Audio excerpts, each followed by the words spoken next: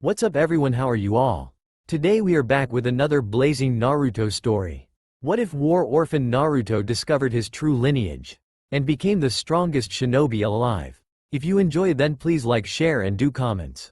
The world laid to rest by war as the battlefield falls silent, the smell of gunpowder, blood, and decay lingered in the air as our protagonist rises from under a mountain of corpses. A young man whose body had been wounded. Cuts all over his body raised from the mountain of corpses. The young man cried. He was about 12 years old, his eyes scarred from war. The boy suddenly fell to his knees as his eyes glowed, the ripples that formed in the patterns in his eyes. As blood poured from the boy's eyes, he screamed in pain. The battlefield fell still, watching as the boy stood up and shouted, "I'll stop this war and bring peace to the shinobi world." But then the boy started floating in the air. The boy now towering over the battlefield, he started doing hand signs as quick as he could. He shouted, "Almighty push." The ground was pushed far. Hundreds of enemies were sent flying. Many perished from the fall. Some of their bodies were ripped apart from the pressure of the jutsu was extremely strong and overwhelming. The boy now stood in a river of blood. The boy collapsed from chakra exhaustion onto his back. His eyes deactivated from overuse, he blacked out.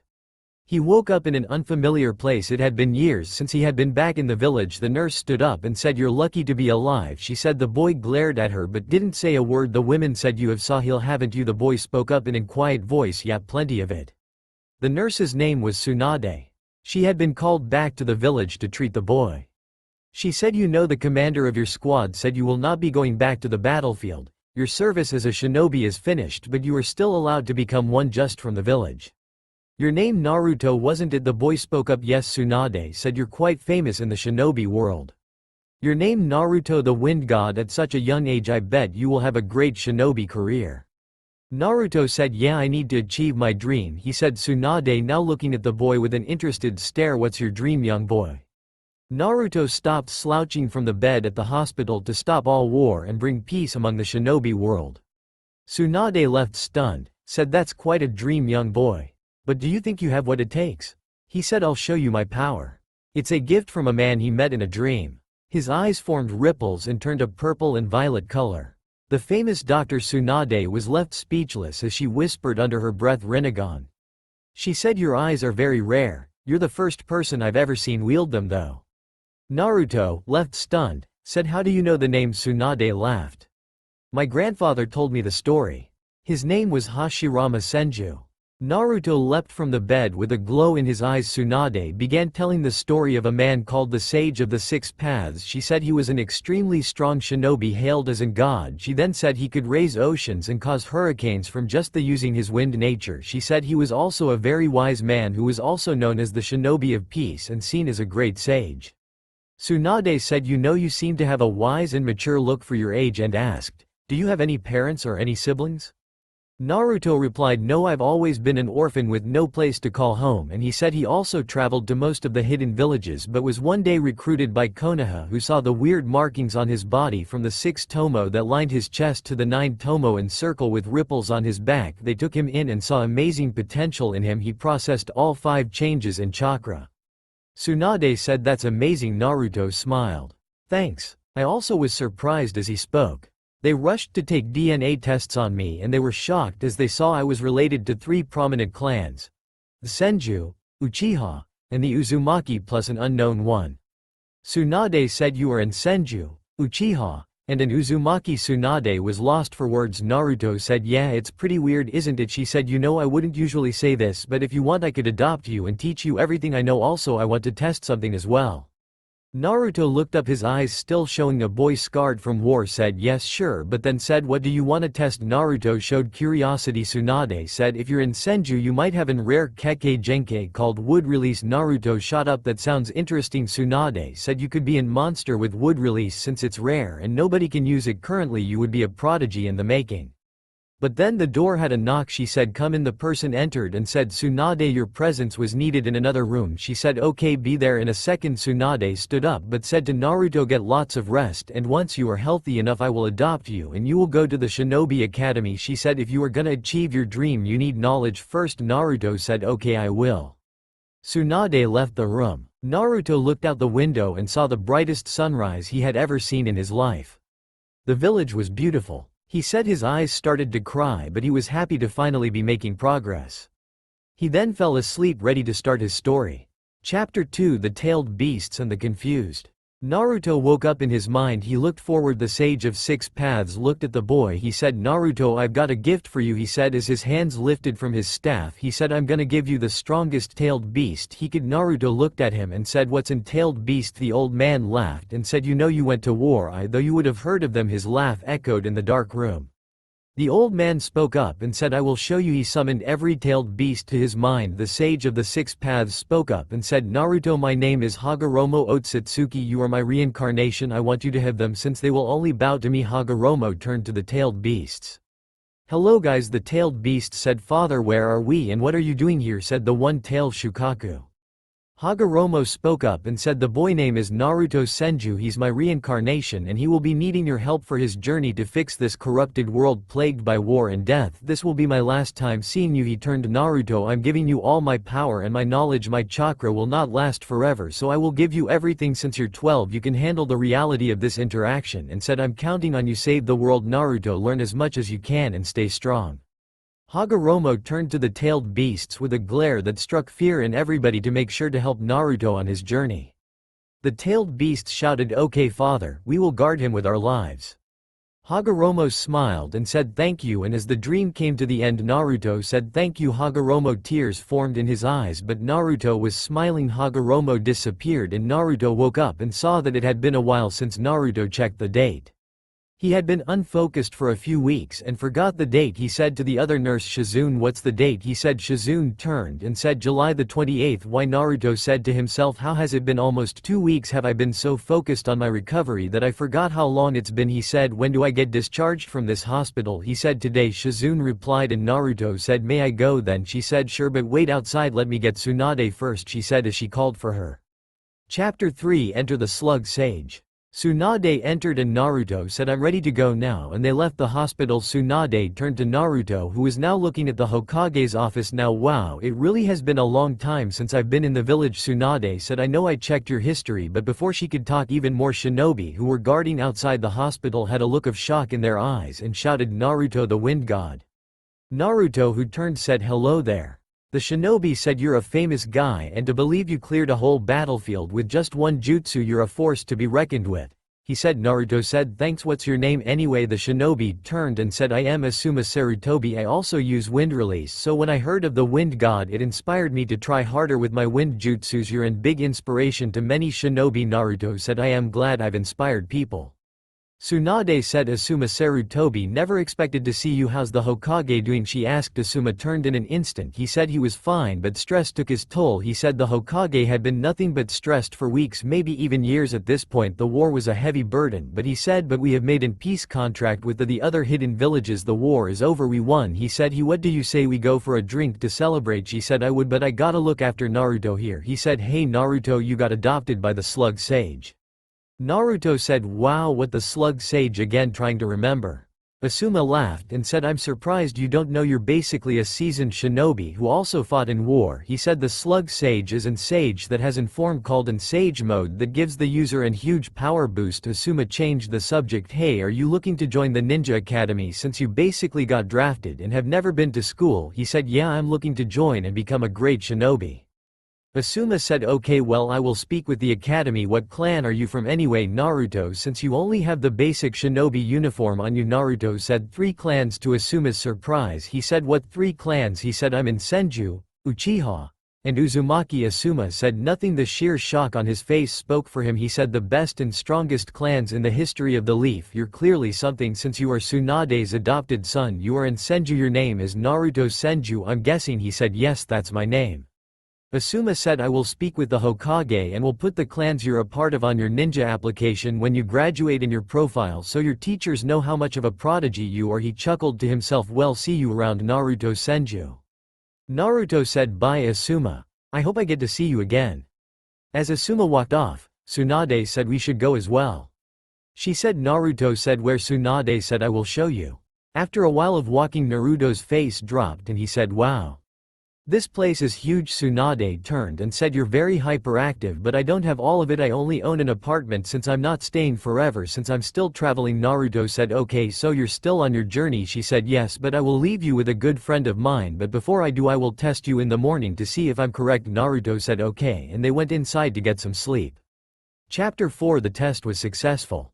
Return of Wood release. Naruto woke up the next morning. Tsunade said, Naruto, come and eat breakfast, and quick. She said. Naruto get dressed into his new clothes that had the Senju clan crest on the back. Naruto came downstairs and ate breakfast, and pretty quick too. Tsunade said, don't rush through the most important part of the day, you idiot. Naruto said sorry and continued at a slow speed. This time as Naruto put his new shoes on, they went to the training field and said, Naruto, here's the scroll I inherited from my clan, read it and study it. I will give you 10 minutes to get it all in your head. Naruto said okay, and he knuckled down, lost in a world of awesome jutsus that Hashirama had written down for anybody who could use wood release. After 10 minutes Tsunade said, are you ready? Naruto stood up and said yes with huge confidence and made Tsunade smile. Alright, go for it. Naruto speeded through multiple hand signs and his hands touched the floor. He shouted, wood-style deep forest emergence, and a huge forest emerged from the ground. Tsunade left speechless as she could see Hashirama in Naruto. Tsunade started crying, remembering Hashirama, her grandfather who spoiled her rotten when she was a kid. She also reflected on her days with her team and sensei. She felt nostalgia watching Naruto jump up and down in happiness. I did it, and told Naruto his chakra should be depleted by now, but Tsunade also saw something no more like felt it. The presence of multiple tailed beasts inside of Naruto. Naruto started to have a red glow around his body. Tsunade turned and said, Naruto, are you okay? Naruto turned and said, yeah, I'm fine, just feel a power surge though my body, that's all. Naruto laughed and the tailed beasts inside Naruto laughed as well. Naruto had tamed them all and won their kindness. Tsunade treated Naruto to some ramen at Ichiraku Ramen, and Naruto fell in love with ramen. It made him feel great and tasted amazing too, he said. Tsunade laughed and said, Naruto, we need to talk, she said in a serious tone. Naruto also turned with a serious gaze and said, okay, then what is it? Tsunade said, I am leaving you with the Hokage Hiruzen and you are going to the Ninja Academy starting tomorrow. Naruto said okay and went back to eating. You better tell me about your adventures when you return to the leaf, said Naruto in a happy tone. This time Tsunade laughed and said, I will, before kissing him on the cheek and hugging him. She whispered, I would take you, but my journey will be dangerous, and said, this is for your own good anyway, she said. Naruto said, I know. This time he sounded wise and mature. He had composure for days, she said, and they ate and laughed throughout the night, but it all came to an end by the morning. Naruto said goodbye as Tsunade left the village. Chapter 5. Academy Days. Naruto went to the academy. He arrived early and sat down. The teacher, unfamiliar with the student, said, who are you? The boy said, my name is Naruto Senju. Remember it? The teacher said, wait, Naruto the wind god. He said yes, and the teacher said, yeah, okay, I know who you are. I was given a profile of a new student this morning. The student said, I guess you read through it. He said, yeah, you're strong, but I will go over the shadow clone jutsu again for you since you're far behind everyone else, he said, and help you learn everything for the rest of the year. Naruto turned and said, don't underestimate my intelligence. I was in vice captain of a group of ninja during the war, he said. The teacher laughed and said, well, we see about that. And Naruto said, by the way, what's your name anyway? The man replied, it's Iruka. I will be your sensei for the duration of the academy. Naruto said, what are we learning today? Iruka turned, we're testing to see what changes in chakra nature this class has so we can help teach students the right jutsus for them. Naruto said, yeah, okay, but a smirk appeared on his face. I can't wait to surprise and shock the class with having all the changes in chakra nature. The tailed beasts laughed and said, yeah, they're gonna drop dead from seeing your potential. Naruto laughed and said, yeah, I wonder, since I'm an Uchiha, can I use the Sharingan? I will try it later when I meet the Hokage to stay at his place like mom told me. An hour passed. The class full of students. Naruto sat by a student with black hair in a ponytail who was playing a game of shogi with another student, this one on the bigger side, but Naruto said, hello, what's your name? The student with black hair turned, my name's Shikamaru, and this guy with the crisp packets is Choji. Naruto said, my name's Naruto Senju. Nice to meet you. Shikamaru eyes shot at him. You're in Senju, the same clan as the first and second Hokage. No wonder I couldn't tell what clan symbol you had. Naruto said, I am also an Uchiha and an Uzumaki. Shikamaru at this point said, what even are you? You're just a boy with huge potential and badass clans going for you. I am glad I got to know you. Naruto smiled. Same, you seem chill. I am glad I met some chill people and not some angry and odd people. Choji hearing said, you're pretty much an legend walking. They all laughed together. Then suddenly Iruka spoke, hello students, I would like to introduce a new student joining us. Then suddenly Naruto got up and walked down the stairs and spoke, hi, I am Naruto Senju and I hope we can get to know each other. The class froze besides Shikamaru and Choji, and they said, like the shinobi Naruto the wind god. Naruto replied yes, and they all stared at Naruto in respect, but one shinobi spoke. His hair was black, his eyes tense with dark eyes looking at Naruto. So you're the shinobi everyone talks about.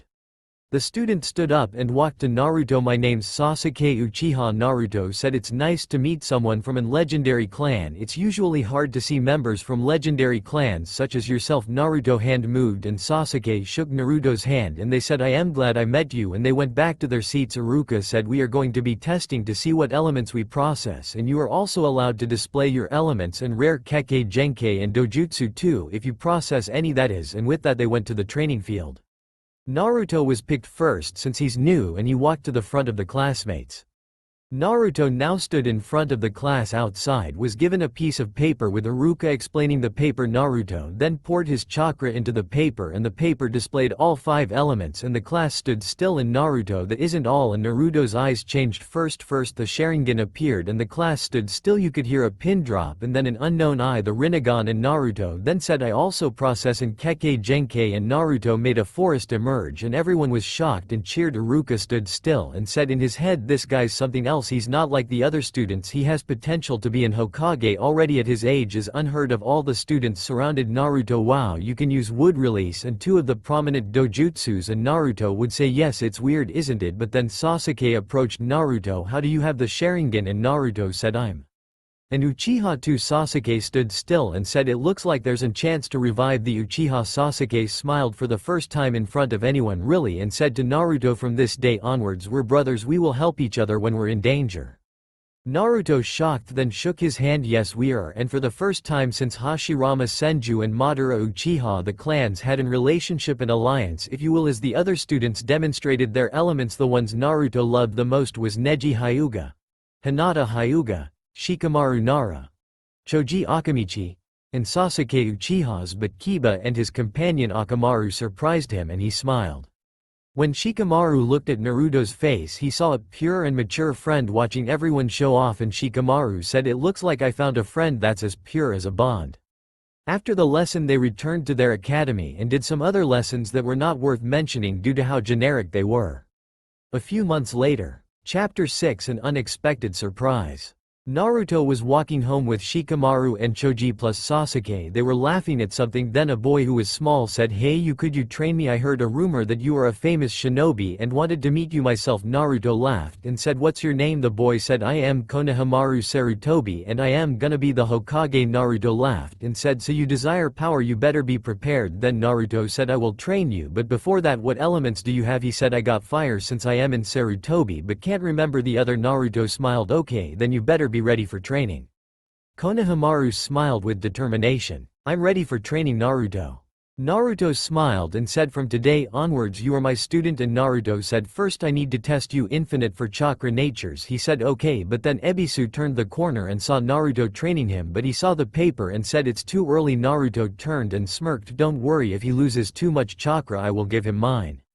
Ebisu said, don't go overboard, and Naruto said, I want, and turned to Konohamaru, here push chakra from your hands into this chakra paper, and Konohamaru did, and after that it showed he had 3 infinites, fire, earth, and wind. Naruto smiled and said, I am gonna make you learn in Kekkei Genkai, and Konohamaru said, my family don't have any, and Naruto said, you do now, and pressed his hand on Konohamaru's head and suddenly he felt different. Naruto smirked, get ready for absolute hell. Konohamaru said, I am ready sensei, and Naruto said, you now can use lava release. Konohamaru said, really? Naruto smiled and said, try it. Konohamaru said, lava style floor of hell, and then lava splashed everywhere, and Naruto smiled. He said, you getting the hang if it? Ebisu was shocked and said, that's an ranked jutsu. How? Naruto turned, the Sarutobi clan can use lava release, it only works for certain members and Konohamaru has an infinity for it, so he said, may I teach him? Ebisu said okay and turned to Konohamaru. Konohamaru, yes Master Ebisu, I am no longer your master. Naruto will be, since he has the knowledge to teach you and I don't. Sadly I will inform the Hokage. And Ebisu left. Konohamaru ran at Naruto and hugged him. Thanks Naruto for helping me. You're welcome Konohamaru. But then Konohamaru collapsed. Naruto caught him and said you used too much chakra and pressed his hand on him and his chakra came back. Naruto took Konohamaru to Hiruzen and said the boy's an prodigy and Hiruzen smirked. So he has it. Naruto said yes sir, bowing before the Hokage. He laughed. No need to be formal Naruto, I am watching over you, ain't I forgot Tsunade. And Naruto said yes sir. He then turned to Hiruzen. May I train the boy? He said yes, but you are not his sensei and will not be his leader when he joins a group unless you're a Junin by then, he said, which he said would be challenging to say the least. Naruto said okay then, thanks Hiruzen, I appreciate it. Hiruzen said thanks, I would train the boy but I don't have enough time since I am always drowning in paperwork. He laughed. I wish I was in sensei still leading a team instead of being the leader of this village. Naruto said bye Hiruzen and walked to the door and closed it behind him. But then Naruto said, and by the way, I will be in Junin by the time Konohamaru is assigned to an Shinobi squad. Hiruzen said okay then let's make a deal. After you become a Chunin I will let you begin training to become a Junin instant, so you better start training. Naruto said I will and left the Hokage's office and returned to his home, which was his mom's home, and fell asleep. When he woke up however he was felt with a strong desire to become an Junin by the time Konohamaru would be assigned to a Shinobi squad. Naruto got to school and told the Iruka what he was gonna do in his ninja career, and Iruka said I believe in you Naruto, and Iruka then said you know I admire your strong desire to achieve and gain. He laughed, and the way your friends came to him for help, it was nice to see. You will be a great shinobi. And Naruto who hugged Iruka and said thanks, I appreciate it. Iruka smiled and turned to Naruto. He said the exams next week, I heard your birthday was coming up. Naruto looked up. Yeah, why?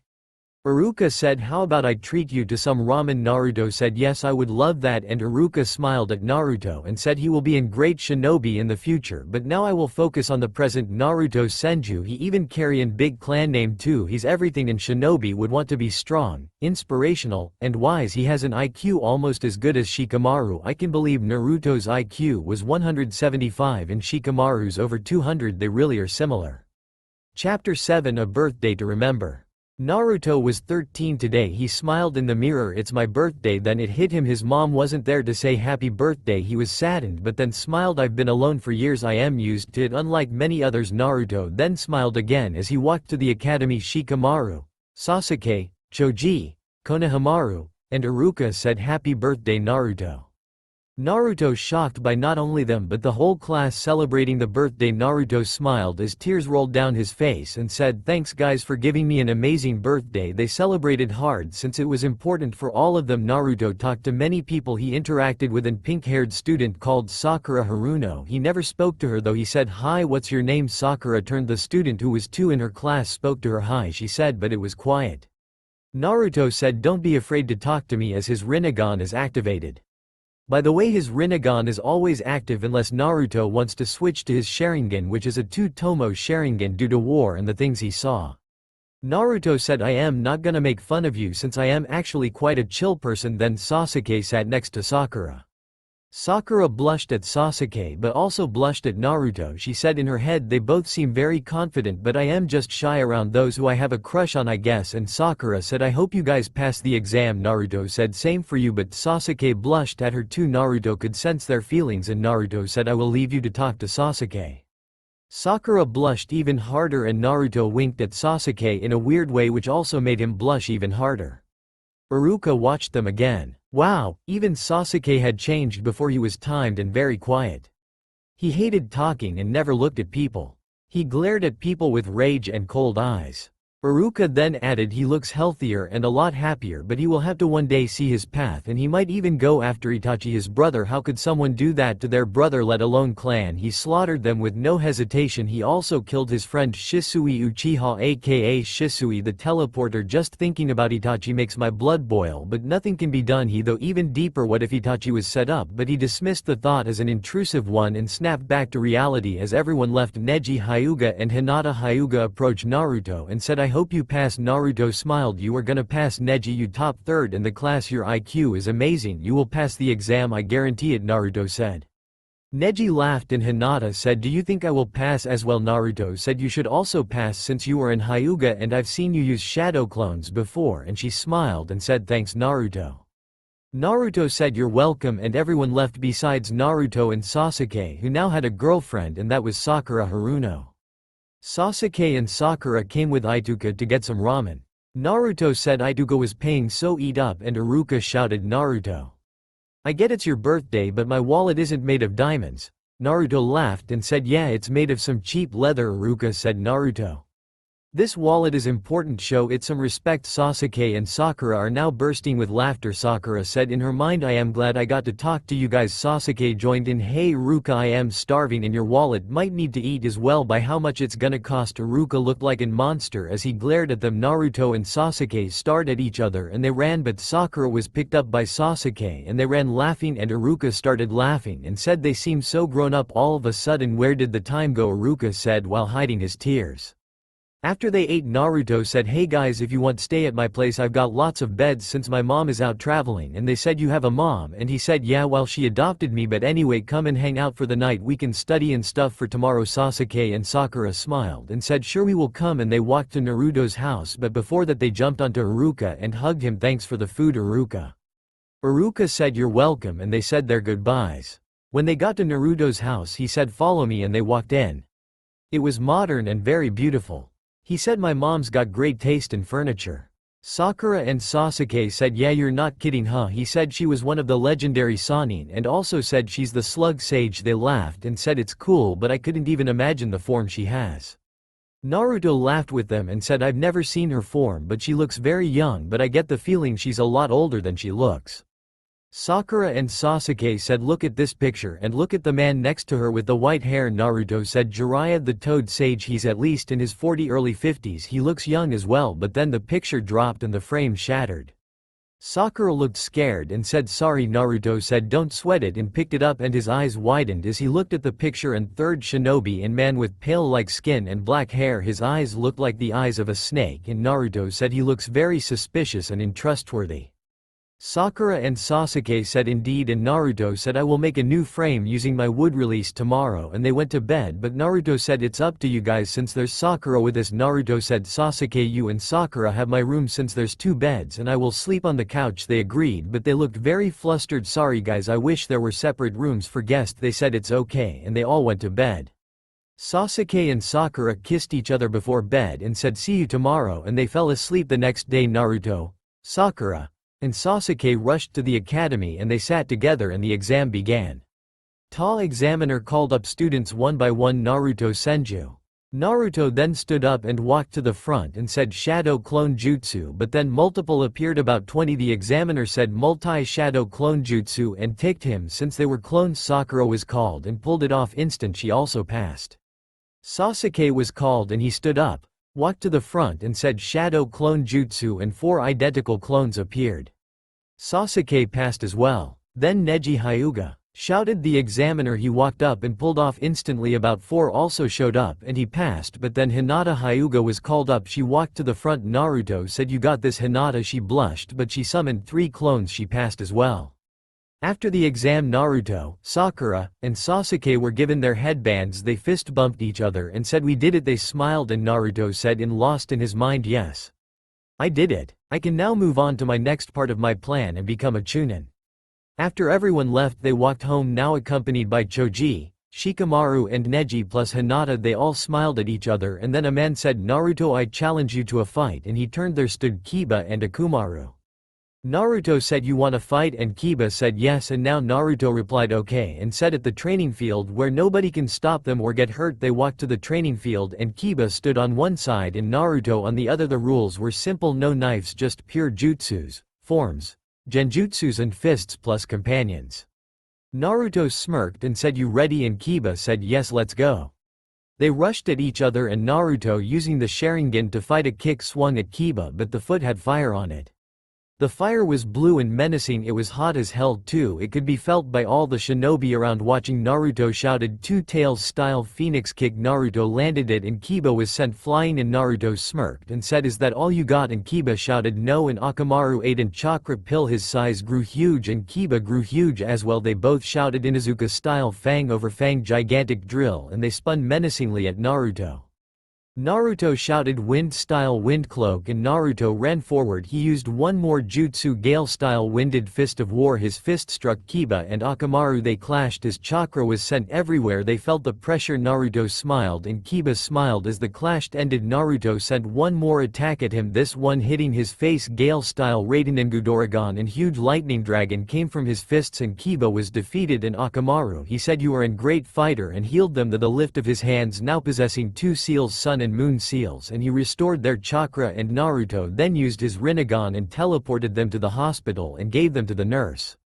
Naruto came back and everyone cheered and said, "Well done, Naruto." Naruto smiled and said, "We should also cheer on Kiba and Akamaru." They gave it their all and everyone smiled and said you could sense his determination to win. Naruto finally rested and said, "The roads gets a whole lot tougher and harder from here on out. Stay safe and keep training your jutsus and chakra to the max." He said everyone agreed with him. They all waited for Kiba and Akamaru and went to celebrate their achievement, and they all were genin, but one of the examiners had a glare on his face that day, and at night he stole the scroll of sealing. He ran and Naruto caught him with an shadow clone and said, "You're lucky I don't kill you right here." And now the examiner turned, "Can't you let a man have some power for once?" And Naruto said, "No, Mizuki, my other sensei." And Naruto beat him to a pulp and Naruto returned the scroll of sealing, but Naruto copied all the jutsus down in his book called Jutsus I Will Need to Become Strong. Naruto was thanked by Hiruzen and Naruto said, "You're welcome." Naruto went home and got into bed for the first time in a while. "It's way nicer than the couch," and I fell asleep instantly. Chapter 8 Enter Team 7. The next day the academy assigned the teams. He said Team 7 Kakashi's team Naruto Senju, Sakura Haruno, and Sasuke Uchiha. The three friends smiled and waited over 2 hours for their sensei. Naruto talked with Sasuke and Sakura. "So what's your dreams then?" Naruto said. Sakura said, "Wait till later and I will tell you both." Sasuke also said the same thing. Kakashi walked in and saw them and said they look patient and said, "Could they be the ones I'm looking for?" Kakashi greeted his new team and said, "Hello everyone. Meet me on the roof for a talk about your future." And they trailed behind Kakashi. Once they reached the top of the roof, he said, "Hi everyone, let's introduce ourselves, starting with you." His finger pointed at Naruto. Naruto spoke up, "Hi everyone, my name is Naruto Senju. I like learning jutsus and helping those around me. My dislikes are those who abandon their friends or those who backstab. Getting sick from anything like viruses and diseases, and my dream is to become the Hokage and be wise, and I want to stop all wars from happening and change the shinobi world." Kakashi was shocked. He didn't expect such a response and said he had a great dream. He pointed at Sakura. "Hi, my name is Sakura Haruno. I like many things like jutsus, my boyfriend, and being useful when I am needed. My dislikes are similar to Naruto, but I dislike power-hungry people." And she then said people shouldn't want power for evil and said, "My dream is to become a fine shinobi and shake the ninja world with my potential." Kakashi said this one is pure but would never be an Anbu. Kakashi pointed at Sasuke. Sasuke spoke up, "My name is Sasuke Uchiha and my likes are jutsus, my girlfriend, and helping my friends. My dislikes are those who use their families for personal gain, and my dream is to restore my clan with my girlfriend and defeat my older brother Itachi." She and Sasuke blushed heavily and Kakashi laughed and said, "So I guess you were a couple." And he said, "I will also tell you about myself." Naruto said, "I know about you already." Kakashi said, "I know you would. We fought alongside each other on the battlefield, but I will tell them anyway. Hello, my name's Kakashi Hitaki. My likes are reading, learning jutsus and joking around, but my dislikes are those who abandon their comrades and leave them for dead. And my dream is don't have any dreams. I already achieved it." Kakashi said, "Meet me here tomorrow for training and we will begin. Also don't eat dinner or breakfast." The next day, Naruto, Sakura, and Sasuke came to training starving, practically looking like mummies. Kakashi then appeared 14 minutes later. The group shouted, "Where the hell were you?" Kakashi replied, "I took another route. A black cat walked past the path I walked, so I took the long way." And Naruto shouted, "Yeah right, you damn liar, you read that book here didn't you?" Kakashi now looking surprised, how did he know? Kakashi said in all seriousness, now let's start the test. He pulled two bells and said, get them off me and you win. The group was ready but they were tense, but Kakashi said, come at me, with the intent to kill. Kakashi shouted. The test had begun. The three disappeared. They hid in a tree and Naruto said, I got an plan. I will use my Rinnegan and pull Kakashi forward. Next Sasuke, you and Sakura will get the bells, but I will use another clone to put a wooden chain around him so he can't react to the attack. And they got to work. Naruto jumped and shouted universal pull and Kakashi started floating. Another clone appeared and shouted wood-styled chains of nature, and chains broke through the ground and Kakashi said, I am already done for. His chakra drained as Naruto took it all using his Rinnegan, but Kakashi said, I knew you had that dojutsu, child of prophecy. Sakura, Sasuke now. They sprinted and grabbed the bells from Kakashi's side and they said, we did it, but Kakashi said, you win, and Naruto's jutsu was gone. Kakashi said, only two of you will pass this test. Naruto, Sasuke, and Sakura looked in despair and Naruto spoke up, my dream will have to be paused for now. You two go and achieve your dreams. As Naruto placed the bells in their hands they cried, no, you should go, but Naruto declined and said it would give him time to train Konohamaru even more anyway. Kakashi said, you all pass the exam, and Kakashi said, Ruka said, you guys like ramen, and said, I will take you there then for your reward. All three of them jumped at Kakashi and hugged him. Thanks Kakashi sensei. Kakashi smiled at them and said in his head, these three will become great shinobi. I sense great power inside the three of them, but not as much as Naruto. He has something deep within, something brewing like a great storm ready to burst from just raw power alone. For the next few weeks all Team 7 was doing was small missions like helping around the village repairing statues, but Naruto and the others were loving it, but they started to get bored and asked Hiruzen for a higher rank mission. Hiruzen said, are you sure, and also are you okay with this, Kakashi? Kakashi's head turned up. Yeah, they are quite strong already. And Hiruzen spoke again, okay, there's a man called Tazuna and he needs to get back to his village and also needs help building a bridge. Naruto said yes. Finally Sakura and Sasuke finally smiled and said, so we finally are being pushed out of our comfort zone. Kakashi said, does the mission start now? And Hiruzen said yes as an old drunkard man entered. Lord Hokage, I can't build a bridge with a bunch of brats. They seem immature and weak. But then Tazuna went quiet when he saw the clan symbols on the back of Naruto, Sasuke, and Sakura. He said, so you three are from legendary clans. This should work. Tazuna says thanks to Lord Hokage. As Tazuna fell to the floor to bow to the Hokage, Hiruzen laughs and says, lift your head up, and my name's Hiruzen. I am glad the leaf can offer assistance for the job you're doing. Tazuna said, you guys ready for the mission? They all said yes Tazuna, and they left the office to the exit of the Hidden Leaf. They said their goodbyes to their families and they all left the Hidden Leaf. Chapter 9, The Land of Waves and Newfound Love. By this point Team 7 and Tazuna had left and walked 12 kilometers away from the Hidden Leaf, and suddenly they were walking and saw a puddle in the road. They don't care about it first, but then Naruto and Sasuke prepare their hands. Also Kakashi at this point turns to see why they stopped and two shinobi leapt from the puddle. Kakashi is shocked but acts instantly. Naruto does hand signs and Sasuke joins in. Naruto and Sasuke do a duo jutsu that needs two people and they shout wood-style lighting saber as a huge wooden empress comes out of the ground and uses an electrified saber, which was Sasuke's jutsu, and slices the demon mist brothers in half. Blood splattered everywhere as Sakura and Tazuna stared and Kakashi smiled. He enters a calm mind as turns to Tazuna, how come the demon mist brothers attacked us? Tazuna freezes but answers, I lied about the mission ranking. This mission's ranking at its highest and a rank mission. Kakashi freezes and says, you know that's illegal in the shinobi world. Tazuna says, my village is very poor and this is all we could afford. Kakashi hears him out and decides to keep assisting Tazuna since he loves a hard mission anyway. They eventually enter the Land of Waves but are being followed from the shadows, and suddenly the man following them strikes and attacks them with a huge blade that's the size of Naruto. Team 7 dodges and Naruto, Sasuke, and Sakura come up with a plan on the spot due to their IQ. Naruto says, I and Sakura will land the shot. Sasuke, use your Sharingan to put him under in Genjutsu, but then Kakashi says, stay away. Naruto, Sasuke and Sakura, this guy's on another level, and Kakashi clashes with the man's blade. This man that stands before us is Zabuza of the Mist. He's in Stone Hitman and Shinobi. Naruto says that's all we need to hear, and they don't listen and act their plan out anyway. Naruto says, now Sasuke. Sasuke uses his Sharingan and Zabuza freezes and shouts, "Damn, of course there's an Uchiha," and Zabuza has no time to react. Sasuke's eyes glow. He puts Zabuza in a genjutsu where he is stabbed and he awakes with muscle fatigue.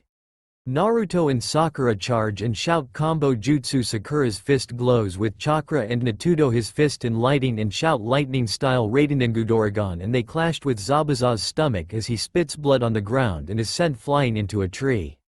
Kakashi says, "Thanks guys, I will deal with him now." Help Sasuke, his eyes are bleeding from using them. Sakura and Naruto rush to help their comrade. Kakashi says, "It's just you and me now, Zabuza," but before anything can be done, Senbon is sent into Zabuza's neck. A woman appears and says thanks for assisting in the capture of Zabuza Momochi.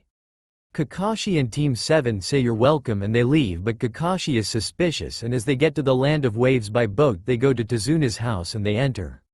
A black-haired girl and young boy are sitting around the table. "Hello, leave Shinobi." She says. The young boy looks and leaves the kitchen in a weird mood. The black-haired woman speaks, "My name's Tsunami and the boy you saw is called Inari. Are you guys hungry?" Team 7 speaks up. "Yes, we are very, including our sensei Kakashi sensei." As they eat their dinner, Kakashi spoke up. "Zabuza is still alive." Naruto spits his water at the wall and says, "How Sasuke and Sakura are shocked." Kakashi said the Senbon that missed Shinobi used her techniques not used by scouting units at all. They usually pick up his body and take the body to their village and burn the body to prevent anybody from robbing their jutsus and dojutsus if they have it. Naruto says, "That's interesting as hell, Kakashi-sensei." After Team 7 finished eating, they're shown to their room, which has 3 beds here. "Sleep here for the night and while you're in the land of waves." Team 7 goes to bed, but before that Sakura and Sasuke push their beds together and sleep together since they are a couple. Naruto sleeps facing the wall and smiles. Naruto falls asleep but enters a dream. This time all 9-tailed beasts are sitting around Naruto. The 9 tails Kurama spoke up, "You realize you also have the Byakugan, since all the people from our father's bloodline also have the Byakugan." Naruto stared and said, "I didn't know," and said, "I will attempt to use it tomorrow when we are training." The other tailed beast speak up. Naruto is called on. The monkey-tailed beast spoke up, "My name is Son Goku. You realize you have my lava release and Shukaku the one-tail's magnet release." Naruto turned and smiled. "I know I had lava release but magnet release. I didn't know. I am going to experiment with that tomorrow." Naruto said. The other tailed beast Naruto turned to the tailed beast, "You are also allowed to summon us if needed. We will defend you with our lives." Naruto smiled at them. "Yeah, okay, bye guys." The tailed beast says bye. Naruto wakes up early and sees that Sakura and Sasuke are awake as well but kissing each other. Naruto decided it's the perfect time to use Byakugan since everyone was distracted. Naruto whispers Byakugan as his eyes go white and Naruto looks around the area. Naruto found out he can look about 2 kilometers around him and fell back asleep. The time was 4 in the morning. At around 7 o'clock Kakashi knocks on the door. "May I come in?" Naruto shot up. Sakura and Sasuke woke up. "Yeah, okay sensei." Kakashi entered. "Okay, I am here to explain the next part of our mission, but before that you guys will need to learn how to climb walls and ceilings using chakra. It's important in the ninja world." Naruto, Sakura, and Sasuke smiled as they were making progress toward their dreams. They got up, had breakfast and went to the forest to train. "You will first practice climbing using this cliff wall. It's great for beginners since it's flat, unlike the trees you will climb next." Team 7, this is how you wall climb. You need near perfect chakra control to do this. First push chakra into your feet. It has to be in the middle. Too much chakra will make the wall explode and too little won't even let you climb it. After this you will climb trees to get used to smaller yet flatter surfaces. Team 7, you may begin. Naruto, Sakura and Sasuke ran at the wall and the 3 of them climbed it and reached the top easily. Kakashi looked like he had seen a ghost. Team 7 laughed. "Do you really think we are terrible at chakra control? We all were at the top of our year group." Then they jumped back to the ground ready for the next part of their training. They walked over to the forest to begin their training. They walked over to the tree and attempted to walk up them. Sakura got it instantly, but Naruto and Sasuke exploded the trees and they collapsed instantly. Kakashi just stared and Sakura looked like her soul had departed from her body. Naruto and Sasuke laughed and said they must have used too much chakra and said we will get it on the next attempt. They also got it on their next attempt and Kakashi said nice teamwork and said you guys are free to do whatever you want. Kakashi said I also have other things to attend to have fun for the next 2 days. I will help Tazuna build the bridge, you guys can train, learn jutsus or chill. Naruto says okay and walks far into the woods while Sakura and Sasuke chill talk and practice jutsus as well. Day 1. On the first day Naruto starts channeling his chakra into his eyes. He takes out his book for jutsus and practices jutsus. He wrote down one caught him the Rasengan. He gets it instantly, but he also learns the flying Raijin pretty quick too. Naruto practices with his Byakugan even more, training with it he learns how to hit people's chakra points. Naruto also decided to make a new Kekkei Genkai since he has Yin-Yang release and begins making a new Kekkei Genkai. Sakura and Sasuke work on training their chakra control while also learning new jutsus. Together they also grew as boyfriend and girlfriend and planned their future as a couple. Sakura and Sasuke used their elements to make combo styles since they were good friends, and as it got dark they returned to the home of Tazuna, but Naruto stayed out training. This Kekkei Genkai was a lot harder to make, but Naruto had down what it was. He was making an even more powerful Kekkei Genkai for wind as an advanced stage. It was called Gale Release. He pointed his hand into the air and shouted, Gale-styled Typhoon no Chokugeki, and a huge typhoon appeared in the sky. Naruto had an breakthrough. Coming to the end of day 1, Naruto practically drained, collapsed to the ground. Naruto woke up the next day, a black-haired girl sitting right beside him. He blushed while looking at the girl. The girl woke up. She said, "Hi there, are you awake?" He said, "Yeah," and the black-haired girl stood up. "I was walking to get some herbs and I found you laying on the floor, so I warmed you up so you wouldn't freeze to death," she said. Her smile was pure and gentle. Naruto blushed and the girl also blushed, and Naruto spoke up and wanted some help with picking herbs. "Oh, I didn't introduce myself. My name is Haku Yuki." Naruto also introduced himself. He said, "My name is Naruto Senju of the Senju clan." She froze like Naruto the wind god. Naruto replied yes. Haku blushed even more. "You're a shinobi legend," she said. Naruto blushed and said, "Thank you anyway, let's help each other get the herbs then." She blushed okay then and showed Naruto what herbs she needed, like this one, he said, picking up the herbs from the ground. They spent all afternoon picking up herbs and bonding. Eventually they kissed each other before leaving each other to stay with us for the night. Naruto said to Haku, "It's dark." Haku said okay then and walked off with him. When Naruto and Haku walked through the door, everyone turned to them and Sasuke said, "Who's the babe, Naruto?" He blushed hard and so did Haku. Naruto said, "She's my girlfriend." "Why?" Haku blushed so hard her face was pure red like a tomato, and they sat down to eat, laughed and talked to each other, bonding slowly, but Kakashi sensed something with Haku but dismissed it as something else. When Naruto went to bed, he shared his bed with Haku. They made out under the covers and bonded even more and slept on top of each other. The next day Sakura and Sasuke saw this and did the same. Day 2 they all joined up and showed each other their abilities. Naruto saw Haku use an ice Kekkei Genkai, which was rare and only very few people can use, and Naruto looked at it and said to her, "Want an even more powerful Kekkei Genkai?" She looked and said, "That's impossible." Naruto smiled, "Not for me." Naruto put his hand on Haku's forehead and his eyes changed to the Rinnegan. She was shocked and suddenly she felt different. She said, "I feel cold," and then Naruto said, "You can now use snow release." Haku said okay, then shouted snow-style snow globe, and a mist appeared and snow started surrounding Haku and shot snow at a tree. It froze and cracked the tree in half. Naruto said, "Well done," and then said to Haku, "Come here." She walked over. "Yes, Naruto." She blushed. "Lift your shirt up so your stomach is showing," and she did, and Naruto placed his hands on her stomach and a seal appeared. Naruto entered his mind and said, "I Sobu." The three tails said, "Yes, Naruto, I am splitting you in half and putting you in my girlfriend." He said, "Are you sure?" Naruto smiled, "Yes, I am very sure." Hold still. The tailed beast soul split in half and went into Haku, but Naruto gave her the full one and Naruto replaced the three tails inside himself and said, "You have a very powerful tailed beast inside you. Now try to use the chakra. It has water release. It will benefit you." And she used the mode. The tailed beast offered. A shell appeared on her back and used turned to a pond, and a huge water shot into the air and said, "Isobu style pressured slice," and a huge blade of water was thrown at the cliff and wiped the cliff in half. It crashed and shook the ground. Haku said thanks to Naruto as she jumped at him and fell to the ground. They kissed and she said, "I must go now to be ready. My master will attack the bridge tomorrow. Do you think I could travel with you?" asked Haku as she cried. Naruto looked at her more seriously, bringing her in for a hug. Yes babe you can, my team will accept you. I will talk to my sensei. She cried harder, thank you. She left and Naruto walked back to his team and said to Sasuke, Sakura what should I do? My girlfriend's sensei is our enemy's student. They stopped and Sasuke said defeat her master. Naruto replied yeah okay. As the day came to an end Naruto was swept by an everlasting loneliness as he sat in bed. He said I'm gonna help Haku come stay at the village with me and my team.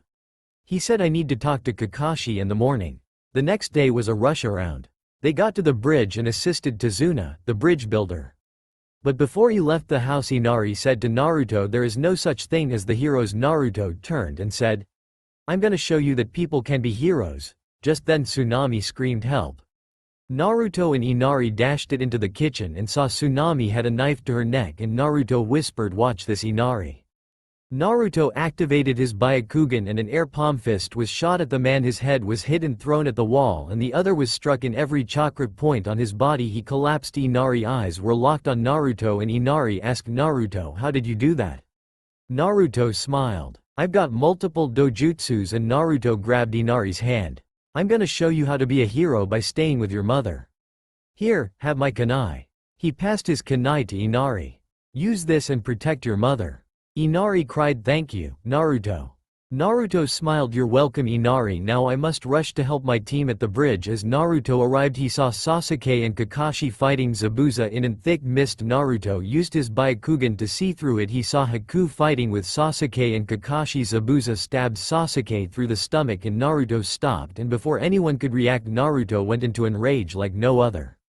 The ground shook with an intense force as tremors went through the ground shaking the oceans and land around the country. People fell over. Kakashi stared at Naruto as an red chakra surrounded him. All nine-tailed beast giving him chakra at once. Naruto body underwent huge changes. He grew in size. A new outfit spawned on him and gown that was a white and had 6 tomo was on the chest and the back had the words in an unknown language. It said Sage of 6 Paths. Naruto's eyes went into an Rinnegan that now had tomos in them. Then wooden pillars spewed from the ground from the oceans. Naruto screamed. His eyes had slits in them now. With his Rinnegan they let out a huge scream that sounded inhuman as wooden pillars were sent towards Zabuza. Zabuza started running. Everyone else started running as well. The bridge collapsed from the intense force. The clouds in the sky turned in an unnatural way. Naruto grabbed Zabuza and threw him into a mountain and Zabuza's body was destroyed but still stood and shouted hidden mist. A huge mist covered the mountain and Haku betrayed Zabuza and came to Naruto. She said Sasuke's fine Naruto.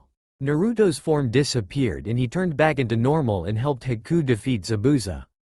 Zabuza shouted, so this is what you do to your master Haku. Haku couldn't answer. Guilt built on her face. Naruto shouted she has a new person she would protect. Zabuza turned to Naruto as he held Haku in his arms. His eyes turned into the Byakugan. His chakra was low but he said just one more attack I will paralyze him. He shouted as his fist rose Ashura air palm style as 3 identical clones appeared and Zabuza was paralyzed and he crashed into the ground. Naruto picked him up and said may I borrow Haku? Zabuza said okay then protect her then with your life. Haku cried thank you. Zabuza cried Haku, achieve your dream of restoring your clan. Haku shouted I will be thankful for helping me during the worst moments of my life. Naruto healed Zabuza with his ultimate heal ability and left Zabuza but Naruto Sasuke and Sakura lined up, held hands and gave their chakra to Naruto. Naruto used his earth and wood style to repair the bridge using another ultimate ability and used his magnet and lava style to make loads of metal rods and repaired the bridge. It was finished but then Naruto's eyes deactivated and he collapsed before Sakura or Sasuke could catch him. Haku stopped his fall and held him in her arms. Zabuza said take care of yourself. Naruto and Haku do your best and left the area. He visited the man who hired him to kill Tazuna and a greedy businessman called Gato sat there and a mist appeared. He said oh shit. He cowered in fear. A huge blade sliced through his neck and Gato was decapitated. His blood splattered everywhere. Zabuza left and lit the place on fire. As he said, greedy bastards don't deserve to live in this world. And left without any words. He disappeared into a mist-covered forest and left no trace of his presence. Back to Team 7. It's been 2 days since the battle ended. Naruto finally woke up after being out cold for 2 days from chakra exhaustion. Haku sat by his side for those 2 days, Naruto opened his eyes, his team members and Kakashi greeted him. Kakashi spoke about how you are doing there. Naruto replied good but my muscles are aching still. He laughed. I really lost my cool there. Sasuke shouted yeah more like almost killed us all. Sasuke looked at him angry but then sighed. You gotta be more careful. What would you do if you killed multiple people while in that rage of yours? Naruto sighed. Sorry I put you and our team in danger. I hope you can forgive me. Sasuke hugged him with tears forming in his eyes. Just be careful next time, you idiot. Naruto looked at everyone else and spoke to Kakashi. We need to talk. Kakashi replied I know. They went to a private room away from the team Naruto started with. My girlfriend, is it possible we get her citizenship for the Hidden Leaf Village? Kakashi looked and said we will bring her but you will have to speak with the Hokage. Naruto said thank you but also I want to talk about another thing. Kakashi said what is it? My dream has changed. Kakashi said, what is it now? Naruto said it's the same as before but me and Haku will bring our clans back. Kakashi smiled and said you do you in a sarcastic way. Naruto laughed. That's what I want to do. Kakashi said okay then Naruto I will help you achieve your dream beside that last one. Only you can do that. Naruto said yeah otherwise that would be weird. He laughed and Kakashi laughed. He said reading this will change your outlook on life.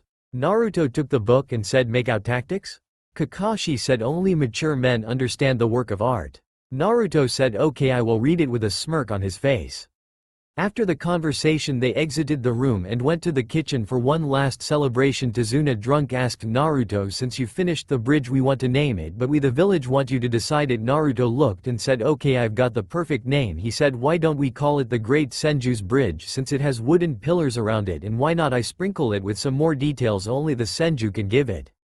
Tazuna admired the idea and said okay then you're the boss I guess. Naruto laughed and said okay then. Tazuna passed him a can of alcohol. Here drink it. Naruto opened it and chugged it down. He liked it but threw up the content outside later. He said it tasted like dirt.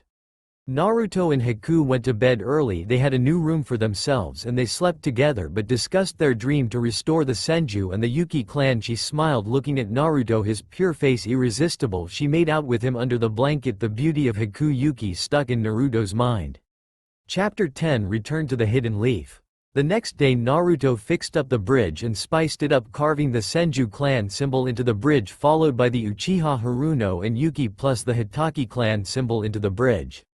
Tazuna looked impressed and commented on the look. Naruto, you have done a great job on the bridge. It looks fantastic. Naruto smiled thanks but also if your country needs help make an alliance with the Hidden Leaf Village we will defend your country with our lives. Tazuna replied I will send your cage a message by bird. Thanks for your help on the bridge. It looks great and it's sure to bring people to our country. The Land of Waves will always remember Naruto Senju and your team. Naruto and the others laugh as Naruto shakes Tazuna's hand but then Inari runs at Naruto crying. Do you have to go? He says as he holds Naruto's leg crying into it. Naruto squats to Inari's height. If you ever want to see me again come to the Hidden Leaf. I hope I get to see you again. Inari stopped crying. Will do. Naruto thanks for helping me realize there really are heroes out there in the world of Shinobi. Naruto laughs well. It's my time to go. Just as Naruto and his sensei and friends walked towards the Hidden Leaf. The villagers cheered them on as they left. Thank you Naruto Senju and cheered for the Hidden Leaf Village. After walking for a day since most of them were still recovering they set up camp in Naruto, Sasuke and the rest of the travelers set up camp as they did. However Haku asked Naruto if he could train her. Naruto replied also what rank are you as a ninja? Haku replied, I'm Genin. Why? Naruto smiled at this realization. Why don't you join our ninja squad and work for our village so you can travel with us? They say it's better to travel with friends. Haku said okay then I will join you then on your journey as a couple. Then as she hugged and kissed him. I'm glad we met each other. Haku, you made me realize what I was missing in my life. He smiled and said that person was you Haku. Haku started crying. Thank you Naruto L. I have also realized what I was missing in my life and that was you. They laughed as they trained and grew as a couple. Naruto would train with Haku on this journey to the Hidden Leaf Village. About 2 days later they reached the Hidden Leaf Village. Naruto smiled when he saw the entrance of the village. He smiled as they were greeted by the guards but Naruto spoke up as they entered. He said we have a guest. We would like to speak with the Hokage immediately and tell him about the mission. The guard said right away as he asked the other guards a bit further away to go and contact the Hokage now. The guard said right away sir. He ran out of sight fast. About 10 minutes later the guard came back, this time with more guards. Okay, follow us, the Hokage wants to talk to the girl you have brought with you. They walked to the Hokage's office. They arrived and entered the Hokage's office. Here is an I have brought Naruto Senju, Sasuke Uchiha, Sakura Haruno, Kakashi Hitaki, and an unknown girl who has relations with the village hidden in the mist. Hiruzen spoke with Kakashi on the mission and what happened. Hiruzen spoke. It seems like you students did a ranked mission. How you will be given the compensation for your troubles, and the girl I will talk with her privately, but will also need you Naruto Senju in this meeting. Naruto bowed at the presence of the Hokage. Okay, Lord Hokage. The others left the room and the talk began. Naruto Senju, who is this woman who you've brought with you? Naruto answers, she's a woman we met at the Land of Waves. She belongs to a clan with a Kekkei Genkai called the Yuki clan of the Hidden Mist Village. Hiruzen spoke with a more shocked tone. I heard the Yuki clan was wiped out during the war in the Hidden Mist Village, but if there's a survivor I give her permission to stay. She will have to wait for citizenship. Though she will stay with you, I will give her the citizenship on the spot. She will also be assigned to your squad since she's in friend of your. Naruto smiled and thanked Hiruzen. You're welcome Naruto Senju. Suddenly Konohamaru entered. Yo Naruto, what's up, where have you been? But as Konohamaru was gonna speak he said, who's the babe boss? Naruto blushed and so did Haku. She's my girlfriend Konohamaru. Konohamaru was shocked. You actually got a girlfriend? Naruto laughed and said, yeah I know right, I was not expecting to get one though. Konohamaru introduced himself to the girl. Hi, my name is Konohamaru Sarutobi. I am a part of the Sarutobi clan. Haku said, I've heard many things about your clan. How well, I am not surprised since my clan is a prominent one in the Hidden Leaf and a founding clan at that. Haku smiled and said, well, I'm glad to meet you anyway. You're welcome, Haku. Naruto and Haku, you are dismissed from this meeting at once. Have a good day. You too. They left. Thank you, Hiruzen, said both the shinobi as they walked out the office. Kakashi was called into the office. Kakashi Hitaki, I am assigning you the girl. She's in your squad now to enjoy the 4-member squad. It's the first of this village. Kakashi said, will do, Lord Hokage. As Kakashi was dismissed he said, will she need training? Hiruzen replied, no, she already has Chunin low Junin level jutsus and knowledge, what you would expect from a clan like hers. Also the Chunin exams are approaching and giving you the choice to select your students in Team 7 for the Chunin exams. Kakashi said, I would nominate them all. They are ready for the exams anyway, their strength is already at Junin level. Their intelligence is high and their will to continue forwards is inspirational, said Kakashi as he left the office, closing the door behind him and went all with his day. See you guys in 5 days from now, I've got business to take care of. He said you guys are dismissed and he disappeared in a flash. He's probably reading those pervy books again, laughed Team 7. As Haku said confusingly, he's a perv usually, but not to people, but those books. Also, as she put on her headband from the Hidden Leaf, I am a citizen now and I am on your squad. We're a 4-man cell now. Sasuke and Sakura congratulated her. Naruto spoke up and said, why don't we go and get something to eat like ramen? I will pay for it, also eat away. Sasuke, Sakura, and Haku smiled. Sure, it's to celebrate our new team member and her becoming a citizen of the Hidden Leaf. They smiled as they walked to Ichiraku ramen and ate the night away. As they said their goodbyes, Naruto and Haku went to his house and slept together as they made out and hugged each other. The next 5 days were spent having fun and training to get stronger for the future. As Naruto said, one day I'm gonna travel the world with a whole new group of friends. Would you be interested, Haku? Haku said, sure, I will go wherever you go, Naruto my beloved. Naruto smiled, thanks. I would rather go with you than anyone else, but maybe my squad or my best friends. As Naruto and Haku bonded, their dreams coming closer and closer, but still many mountains to climb and cross and many paths laid unexplored. They laughed together as they fell asleep on top of each other. The next day they met up with Kakashi sensei. What are we doing today? I asked Naruto. Well, I have nominated you guys, including our new member, for the Chunin exams.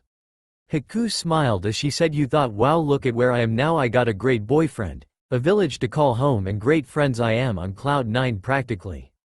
Kakashi said, you guys are already strong, but I will be training you all for the exams starting today for the next week and 2 days. The group smiled, thanks Kakashi sensei. Day 1 they trained together, mainly Kakashi trained Sasuke since he had lighting style, and Naruto was told to learn the Rasengan even more and master the jutsu, plus slowly work towards adding my chakra natures to the jutsu, including my 5 chakra natures. Haku worked on her ice and snow Kekkei Genkai since they were strong and important in her arsenal as a shinobi. Sasuke worked on his kinetic prowess since his goal was to defeat his brother Itachi Uchiha and ask him why he slaughtered them. Clan Sasuke sought the truth. Sakura worked on her jutsus too. She has water and earth as her chakra natures. She learned water dragon jutsu and water jutsu that launches spikes of water at an opponent, and an earth-style jutsu earth pillars. The next 3 days the group trained intensely till the end of day 4. They were given a day off since Kakashi was impressed by the growth of his students. Naruto and Haku slept most of the day recovering from training, and Sakura and Sasuke were similar. By this point Sasuke lived with Sakura. Sakura introduced Sasuke to her parents. They loved how kind and protective Sasuke was. They also shared stories from the Land of Waves. Chapter 11 The Chunin exams begin. Naruto, Haku, Sasuke, and Sakura met up with Kakashi-sensei, and they were told it was being held at the academy. As Naruto and his group walked to the exam, Konohamaru said, "Yo boss, where are you going?" Naruto said, "We're going the Chunin exams." As they walked and talked together, Konohamaru wasn't looking and bumped into a ninja from the hidden sand. The boy in black attire picked up Konohamaru. He said, "Watch where you're going, boy." Konohamaru was then thrown to the floor. The other sand ninja blushed at Sasuke. A girl and an red-haired kid stood glared at Naruto with an intense look. Naruto kicked the boy in black attire to the ground and picked him up by the neck, his eyes revealing his Sharingan. "If you touch him again, your life will be cut short." The boy called Kankuro froze in fear, and the girl Tamari stood still, and Gaara apologized, and they walked onwards as Sasuke also activated his Sharingan now, and 3 Tomo from being stabbed caused it to awaken, and Naruto also had an 3 Tomo from the pain of Sasuke being stabbed. They carried on after Konohamaru was safe. They entered and saw the classroom. Naruto and Sasuke saw through the genjutsu and said, "Go upstairs, this room is wrong." They got upstairs and Neji spotted Naruto and they bowed in respect, and Sasuke also bowed at the Hyuga.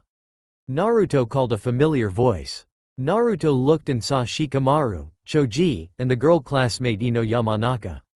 "Yo Shikamaru, Choji, what's up with this shinobi stuff for you?" Shikamaru turned, "I don't know, I can't sleep all the time now," and Choji said, "I can't eat all the time now." Naruto laughed and said, "I know, right, I am being worked to the bone. From saving cats to this intense mission I was on." Shikamaru said, "Hey Naruto, who's the girl behind?" He smiled and replied to Shikamaru, "My girlfriend, a new member of our squad, Haku Yuki."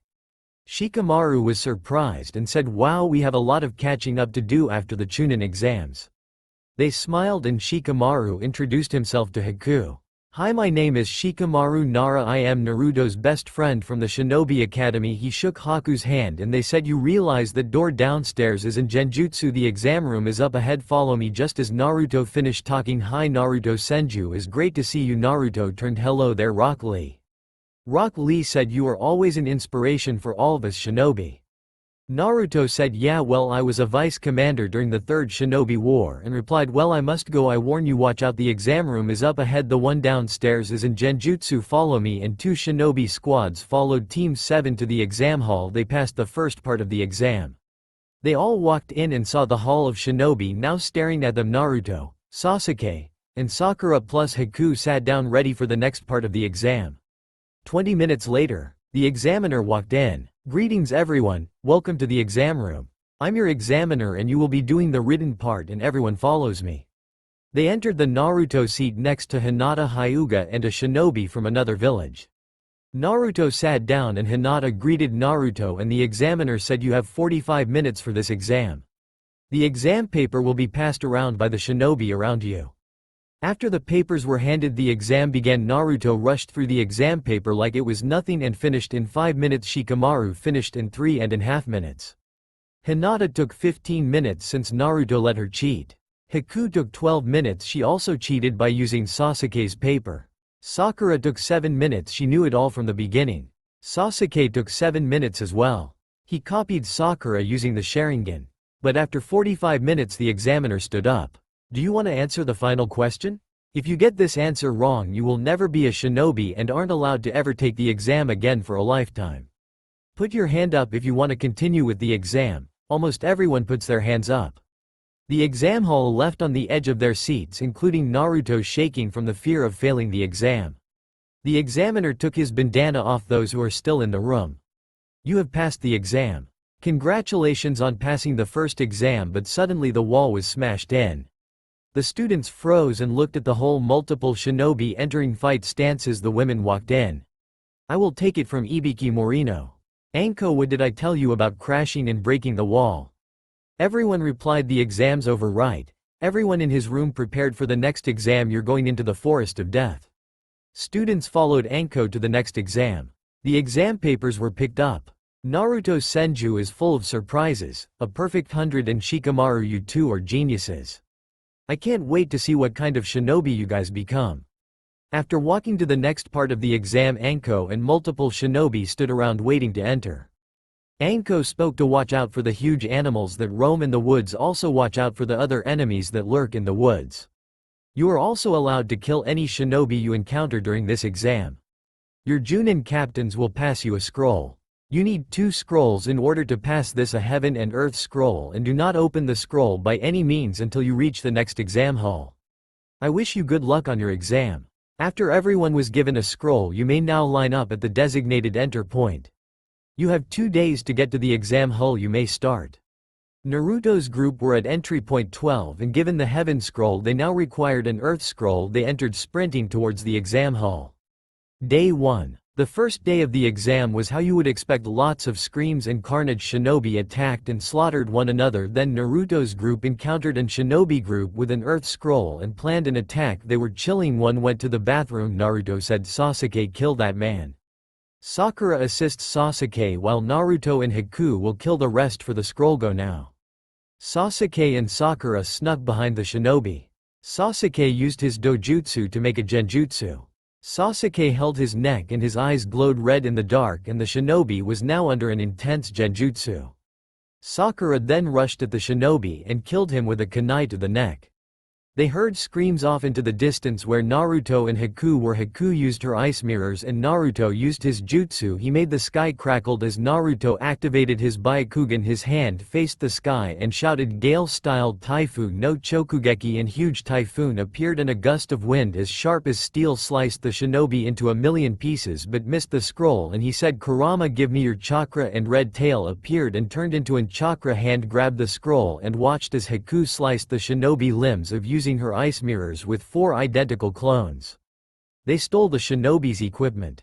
They ate a huge meal using the shinobi's items. Sasuke said, I will watch out for shinobi tonight, but Naruto interrupted, I have a lot more chakra than you. Sasuke, you deserve a good night rest. I will be using shadow clones anyway. They ate up and fell asleep.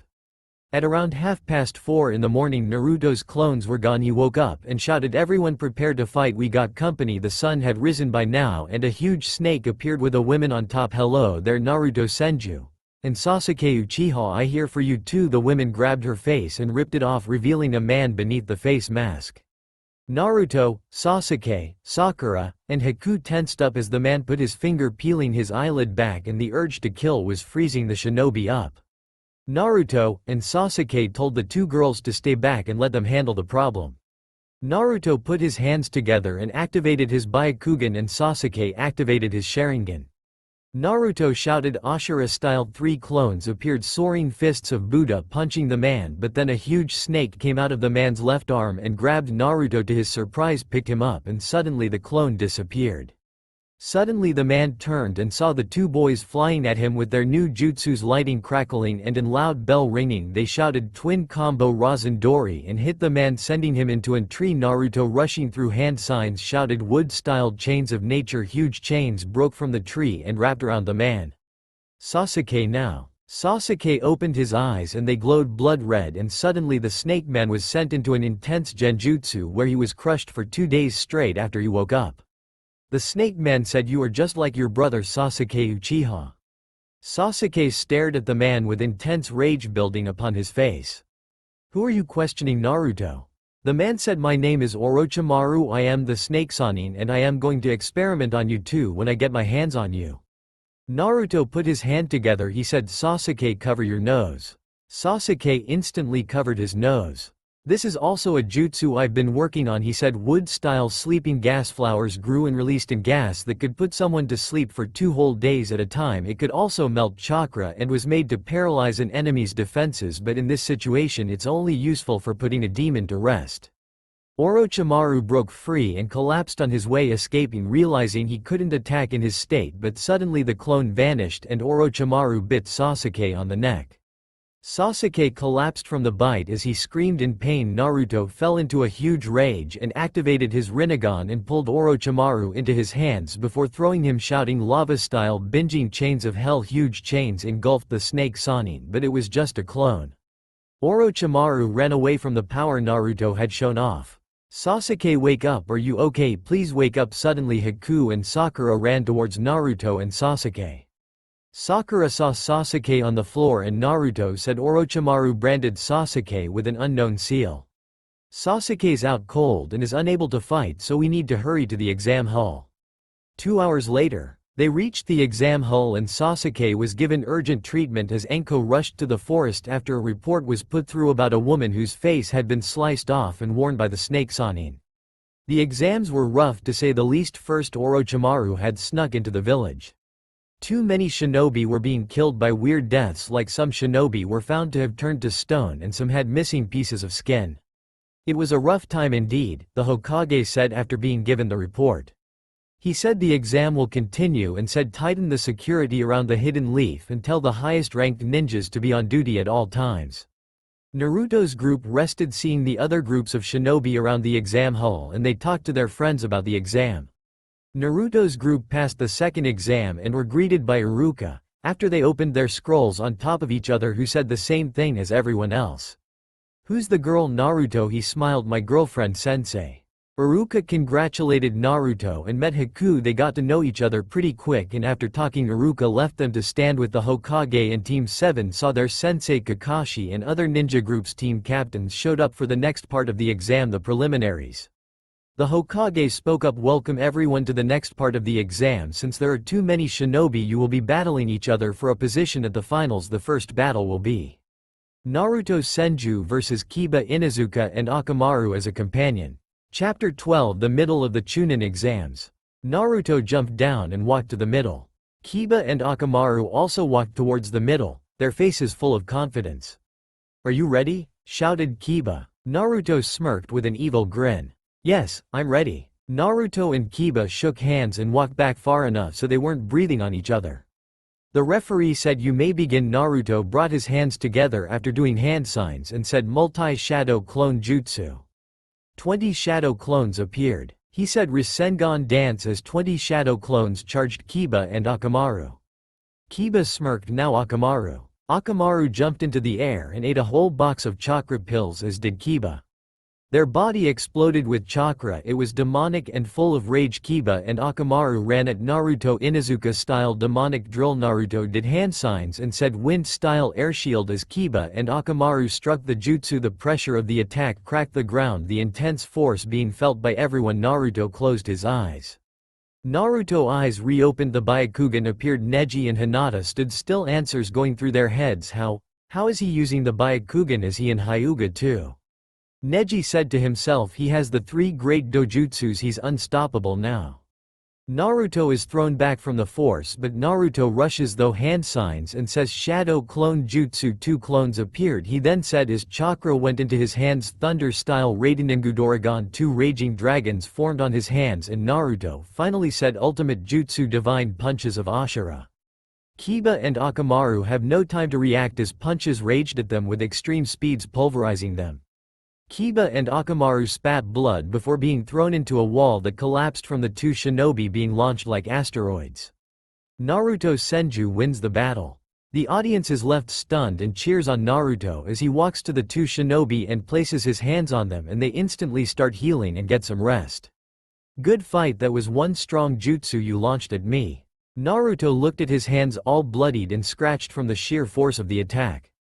Next battle will commence now. 2 shinobi were called. The shinobi who won that battle was called Bakuto Senko of the Hidden Sand. 7 battles later, only 3 shinobi groups left to fight.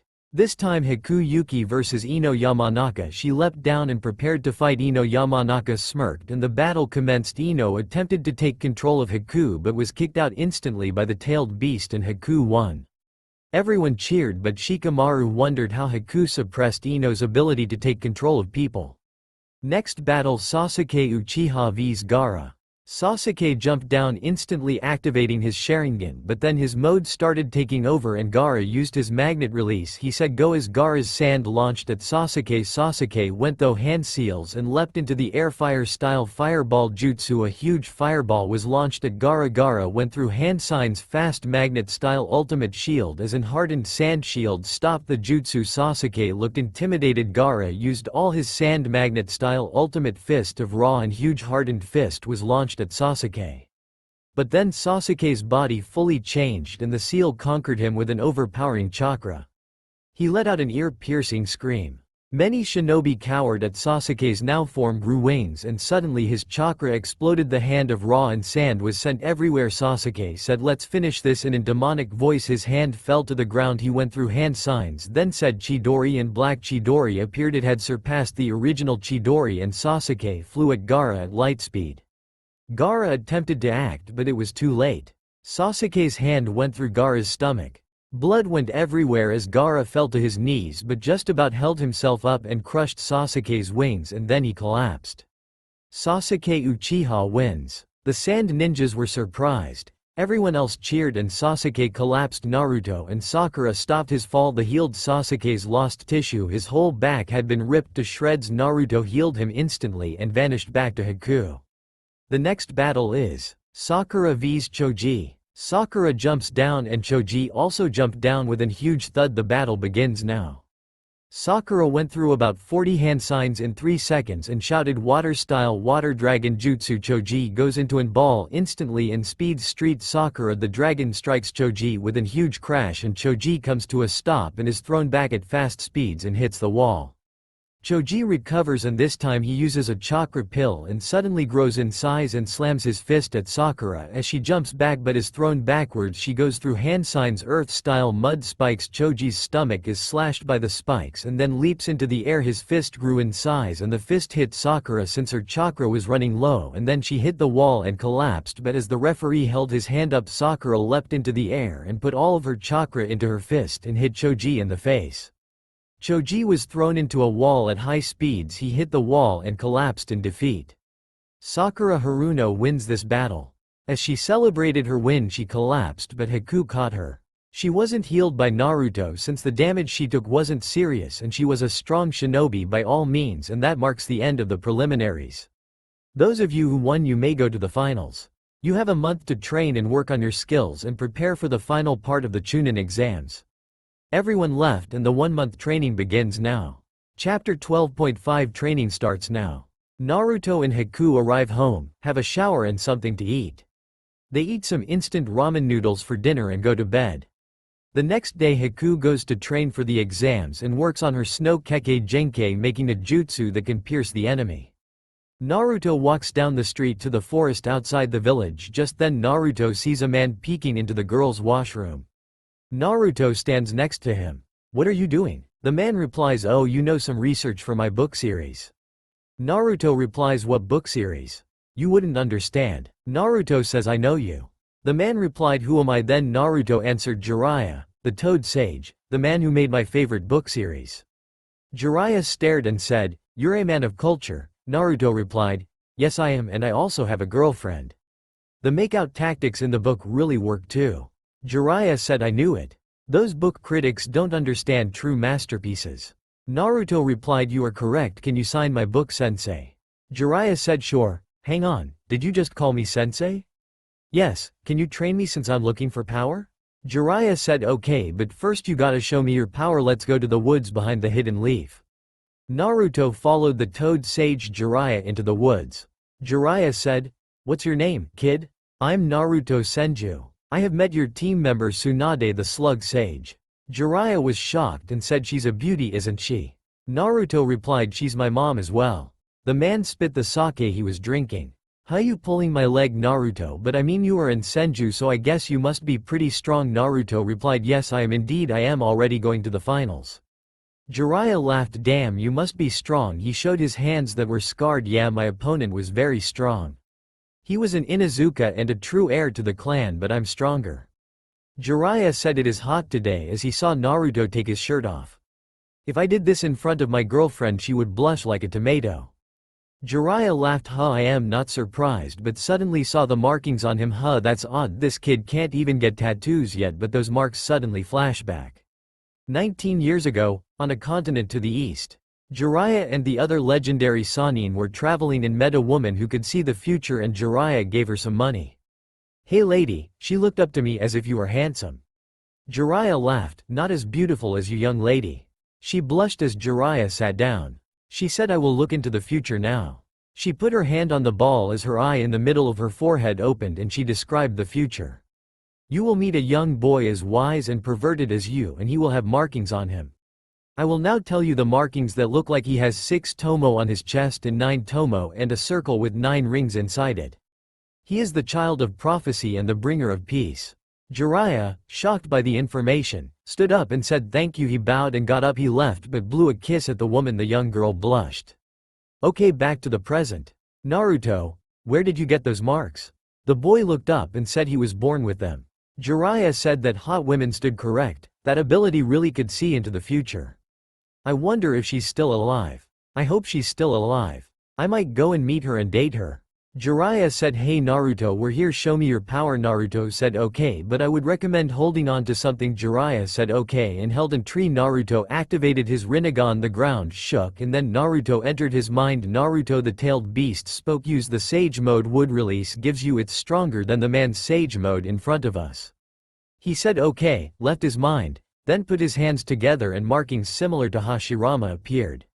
The ground trembled from the chakra being used and the natural energy around him being pulled in. Jiraiya stood shocked. Do you want to come on a journey with me? We will explore the continent to the east. It's huge. You can bring that girlfriend of yours and those teammates with you too. The more company the better, and also I've forgotten the majority of the continent anyway, so it would be a new adventure for you and me. Naruto had to choose between a journey with a man he just met who was also the legendary Toad Sage, or stay and become a Chunin teacher and teach Konohamaru. Naruto said sure, but let me finish the Chunin exams and discuss it with the Hokage plus my team and my sensei, then talk to my girlfriend about it, then I will tell you the answer. Okay Jiraiya sensei. Jiraiya said okay Naruto, take your time, I will await your response. Yeah okay. For the next 2 weeks Naruto spent talking to his girlfriend, team, sensei, and Hokage, and they all said yes to the idea since it's a once-in-a-lifetime trip. Naruto sat with Haku and his head lying on her thighs. So what do you say, Haku? Will you travel with me? Haku turned eyes so pure. Naruto blushed heavily and Haku replied, you already know my answer. Babe, I will follow you to the ends of the earth.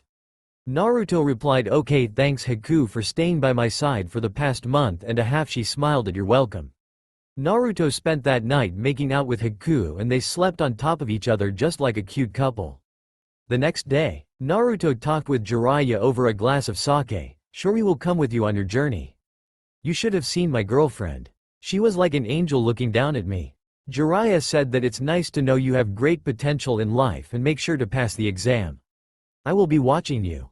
Also, if you pass while we are on the journey, I'm gonna make you train your ass off so your girlfriend will have a strong man that can even lift the moon if it endangers her. Naruto laughed and said, okay sensei, I will train like it's all I've got. Then Naruto's face went rosy. Are you already drunk, Naruto? They laughed hard at each other, bonding as sensei and students. 2 weeks later, Chapter 13 exam cancelled. Demonic chakra clashes. Naruto entered the stadium. The crowd cheered as all the Kage were present. That's him, the Rizukage, pointing at Naruto. Yugito blushed at Naruto, saying he looks confident, but also hearing his nicknames. No wonder he was a wanted man during the Third Great Ninja War. He was an S-tier wanted shinobi during the war. Naruto the bringer of death, Naruto the battlefield reaper, Naruto the wind god. He has many names but none as terrifying as Naruto the god of death. Yugito said yeah, he really was a demon thrown into war. The other Kage watched Naruto, Sasuke, and Neji Hyuga, the top genin of this village's new generation. The battles will begin in the moment. Naruto looked up and saw Tsunade. She made it back in time for the exams. He smiled and tears fell down his face. Tsunade said, "So Jiraiya, you trained my son." "Yes, he is very talented and he has lots of stories to tell you." Tsunade said, "Yeah, I bet he does." Jiraiya turned and said, "Hey Tsunade, I wanted to ask you something." Tsunade turned to yes, Jiraiya. "If Naruto wins and becomes a Chunin, would you want to go out on a date?" Tsunade turned the devil himself, staring at him. "Huh?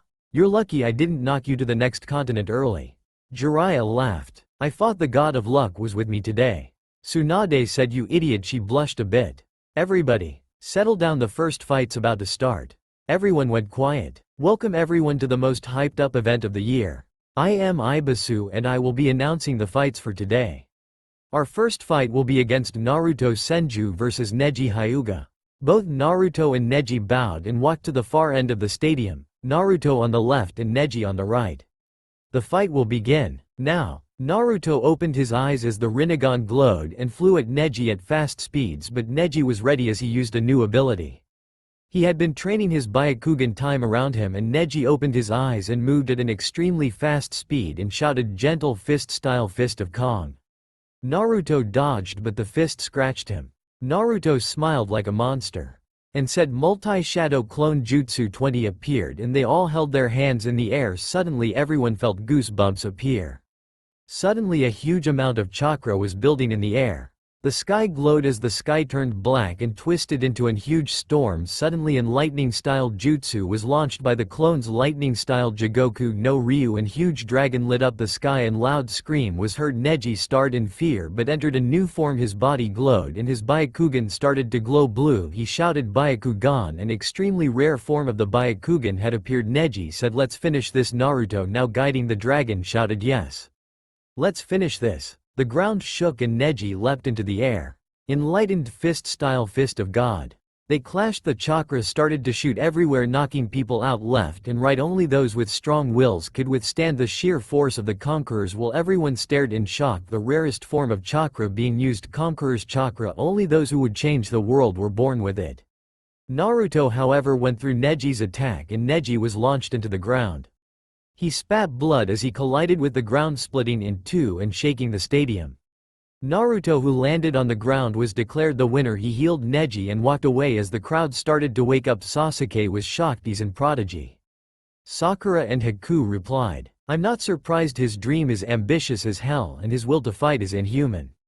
To be honest, he sometimes looks like a demon when fighting those who are strong." Everyone cheered for Naruto. Hiruzen stared. "Wow, he beat the prodigy of the Hyuga, who also has a better Byakugan than any Hyuga within the last 1000 years. Naruto, you really might become the strongest one day." As Naruto walked, he smiled at the crowd and shouted, "I, Naruto Senju, will become the Hokage and restore my clan, the Senju and the Yuki clan." The crowd cheered at Naruto, who bowed for Neji before walking back. "Hey Neji, let's have a rematch in the future. I sense a familiar presence within you." Naruto snapped and realized that you're that man's reincarnation. He laughed. "Wow, what a battle. I'm lost for words and still feel weak from that conqueror's chakra." The next battle will be Haku Yuki vs Kankuro of the Sand. Haku leapt onto the battlefield and so did Kankuro of the Sand. He smiled and said, "You better put up a fight." She smirked. "I didn't just make out with Naruto my whole time off." They bowed and went to either end of the stadium. They prepared to fight. The fight begins now. Haku uses the Three Tails chakra, entering a new form. Kankuro smiled, entering in form of his own, combining with his puppet and become the puppet master. He shouted, "Prepared for battle Haku, I want go easy." Haku laughed. "Same here, puppet man." Haku pulled in huge amount of moisture from the air, one hand snow and the other ice. He spawned an ice sword, picked it up and said, "Blade of the Northern Mist." As she leapt into the air, Kankuro shouted, "Chakra harden." As the limbs around the puppet turned black and leapt at Haku, they clashed and Haku, not being able to slice the hardened chakra, fell back. Haku, regaining her strength, channeled her chakra into her blade, the blade turning black and purple. Her chakra hardening skills were superior. She leapt this time shouting, "Sword-style blade of hell," and she swinging at Kankuro as the hardened chakra cracked and Kankuro used his chakra network and connected to a missile launcher in his form. Missiles were shot from the finger. Puppet-style hardened missiles, they flew at rapid speeds and Haku swung her sword. Sword-style divine slash of the mist. A huge breeze of chakra is felt and sends a huge gust of wind at the ground as Konkuro's missiles explode as the puppet mech is destroyed and Konkuro falls with cuts over his body. The crowd falls silent, then Ebisu screams Haku Yuki is the winner. The crowd erupted in a huge wave of cheers as Sakura looked at her and said, "Wow, that was strong," and nobody knows this but Sakura was inspired. The cage all say in their heads, "Wow, what a monster, that form and sword are not to be messed with." Ebisu regains his composure. The next battle will be between Temari and Shikamaru. They both enter bow at each other and go to the far end of the stadium, Shikamaru on the right and Temari on the left.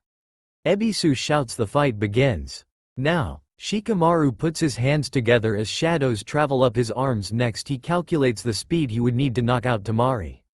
Temari powers up using her awakened wind style and suddenly she starts floating as the ground is sliced in multiple directions. She dashes at remarkable speeds but Shikamaru puts his hands together and shadow limbs sprout from his back and he rushes Temari. They clash and as they clash Shikamaru's shadow limbs stabs Temari in the leg. She is instantly paralyzed and is flung with an intense swing. Temari instantly stops herself by sending wind through her palms. I guess it's time I explained how the power system works. First I will explain chakra. Chakra has 4 branches. 1 regular chakra, the most common among shinobi. 2 hardening chakra, uncommon in shinobi but is influenced by your life, dreams and emotions. 3 demonic chakra, the chakra that's very rare among shinobi, also influenced by emotions and genetics. 4 conqueror's chakra, the rarest, only appearing in 1 per 1000. It allows you to knock out thousands of enemies at once but is extremely hard to master and use without proper training unless you are a reincarnation of shinobi from the past. Like Naruto, Neji, and many more. And now I will explain elemental awakenings. When an user has an infinity for an element or kekkei genkei and train for a long time, they can become an awakened user or enlightened, for example Neji, Temari, Naruto and many more have elemental awakenings, but the rarest are kekkei genkei awakenings, usually needing more than just training to awaken. These are devastating and can level mountains and create tidal waves and tremors in their awakening. Now back to the fight. As Temari sends wind through her palms, markings appear on her and she shouts, "Okay wind god, let's do this." Her body glows green and speeds up at Shikamaru, but then Shikamaru uses a new move. Dark-style gates of Enma. Suddenly an eye looks at Temari from the gate. Then starts draining her chakra fast. Temari falls and Shikamaru's shadow limb shoots like a snake. Dark-style poisoned / Temari collapses and Shikamaru falls to the ground too but gets back up. Ebisu shouts the winner is Shikamaru Nara. The crowd cheers loudly, then suddenly the cage stares at Hiruzen and then in powerful genjutsu is launched. The stadium falls silent as the cage attacks Hiruzen and barrier is launched and Hiruzen and Orochimaru begin fighting. Naruto almost falls asleep but then Sakura whispers release. The genjutsu releases Naruto and Haku is also released from the genjutsu. Then suddenly sand ninja start attacking people left, right, front, center. Temari wakes up and tells Shikamaru and Naruto what happened to their village and how Shikamaru threatened their leader, and Naruto burst into a rage that sends tremors through the ground. Shikamaru shouts, "Naruto, stop, control yourself now." Naruto, unable to hear responses, uses his demonic chakra and smashes the barrier and screams Orochimaru. Jiraiya and Tsunade turn in fear and shout, "Oh no, he's here." Orochimaru turns and releases his demonic chakra too. Their killer intent sends shivers down all the cage's spines. The stadium collapsed from the chakra being released by Naruto and Orochimaru. Chapter 14 Defeated. Naruto gets back up. Naruto and Orochimaru clash, their full power being released at each other. Kurama chakra now. You got it, boss. Naruto looks at Orochimaru. His transformation completed. Slits accompanied by his normal eyes glowed red and demonic as red markings and horns appear and a red aura followed his Kurama cloak. Demonic stage 3.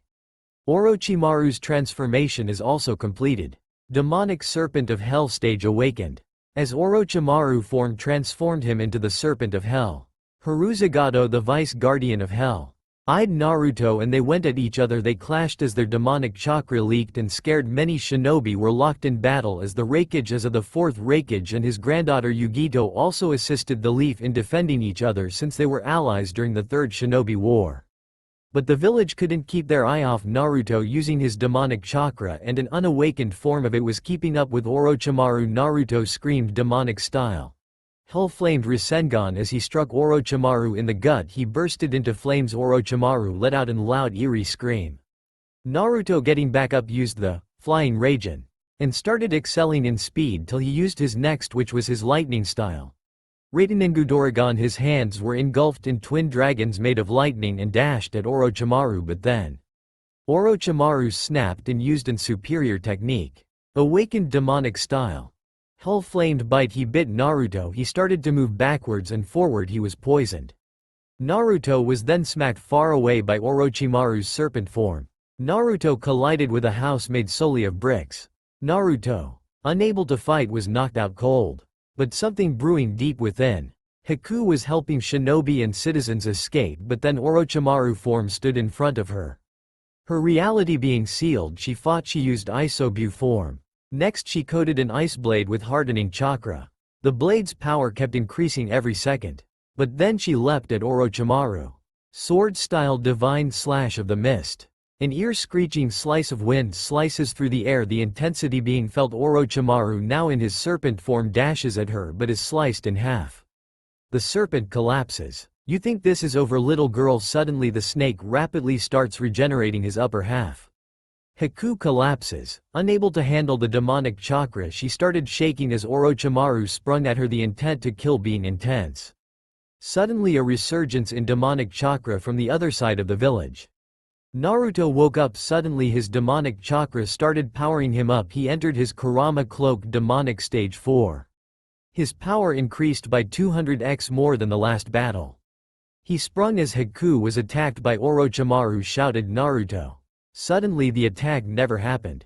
Said, "You not hurt are you?" He looked up. He had formed into a half-sized nine tails. The cloak increases his size. Haku cried, but Naruto said, "Get up and assist me. I will let you in the cloak." She leapt into the cloak, demonic but comforting. Naruto said, "I've got a plan." Suddenly Orochimaru had recovered and started moving forward. "Coat the cloak in an armor of ice. It's time I use that chakra." His fist went black and sparked red, a sign of Conqueror's chakra. He said, "Let's finish this." His hand put together, put them to the ground, lava style. Demonic eruption. A huge gaping hole of lava shot up at Orochimaru. He was unable to dodge. Suddenly, "Don't underestimate this old man. I am gonna sacrifice myself." Naruto, you are now a Junin. Instant. I've declared it. Go and live your life however you want from here on out. As Hiruzen entered in jutsu, suddenly he shouted. Awakened demonic form. Reaper of Death. He grew large and in black sphere started forming. A huge arm launched at Orochimaru. The demonic chakra started clashing with Orochimaru's stomach and suddenly his soul was being dragged out. He couldn't fight back. Hiruzen shouted, "I'm dragging you to hell with me, you evil bastard." Orochimaru let out an ear-piercing speech, "Not if I have anything to say." The speech was sinister and dug fear into multiple enemies. Even the Sand Shinobi couldn't stop shaking. "It's over." Awakened demonic style. The soul sealer. Orochimaru's soul was fully pulled out and sealed into the Reaper's belly. He collapsed instantly and died right there and then. Hiruzen walked towards Naruto and said, "Achieve your dreams. You are still bursting with life just like me once." Naruto started crying as Hiruzen said, "Take care of Konohamaru and enjoy your adventure from here on out." He died right there in Naruto's arms. The battle was over. The Sand Shinobi fled besides Temari, who stayed and explained what happened with the hidden sand village, the threats and people murdered by Orochimaru. "Hiruzen Sarutobi has died," screamed Ebisu down the speaker. All the villagers heard and the battlefield fell silent. I mean dead silent. A pin being dropped could be heard. The villagers started crying. Naruto cried his heart out. Unable to stop, he fell into a depressive state and he couldn't move forward. 1 week later, the Hokage's funeral happened. Naruto looked full of despair as rain pelted the villagers attending the funeral. Nobody complained, though everyone was lost for words. The man who had been there for Naruto was gone. He collapsed and cried everywhere, Konohamaru crying with him. After the funeral, they returned home and Naruto sat in bed staring at the ceiling, unable to feel happy. He had lost hope. Suddenly Haku came into the room. Haku got on top of him and kissed him but mainly hugged him. "I'm sorry we couldn't do anything." Naruto got up as well and hugged Haku, who was comforting him. "If you sit here and continue to sit in solitude, you will never achieve our dream to restore our clans and adventure the world." Konohamaru came in and hugged them both, crying as well. Naruto's mind suddenly snapped back 2 years ago. Naruto was in a trench preparing to face the cage Mei from the land of water. She dashed at Naruto, also processing Conqueror's chakra clashes. At this point in time, Naruto was a vice captain of an shinobi squad. The shinobi who were fighting collapsed as Naruto clashed with the Mizukage Mei. She did hand signs lava style, acidic spit. The spit hit Naruto's chest and his clothes melted. Suddenly Mei saw the markings and remembered a story from a long time ago. 10 years ago, Mei, who was only 19, was finally told about the story of the Sage of Six Paths. Yagura, the last Mizukage before Mei, told the story of the sage that made the land they called home the Land of Water. He said this world awaits a certain man who carries 6 tomo around his chest and 9 tomo on his back with a circle with 9 more circles inside. He said he promised he would stop the flooding of the Land of Water but never came to them. He died. Yagura said the man died before anything was done, though it was a benefit in the early days.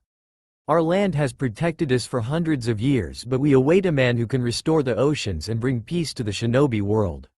Mei, amazed by the story, wanted to find out more but couldn't read the primordial tablets that contained the story of the sage. Mei searched for the Shikai race, and race that had an eye in the middle of their forehead. The only race who could read the primordial tablets, but the race hadn't been spotted for over 100 years now. Mei never found them and gave up. Anyway, back to the fight. Mei, surprised at the makings, went all out lava style. Magna Golem. She was covered by an armor suit of magma. Suddenly Naruto couldn't hit her, channeled his chakra. He used his wind release. Awakened wind style god of wind. His form changed and his skin went white. He started floating, his eyes burned as the Rinnegan glowed. Mei, shocked by this, went through hand signs boil release, humid air.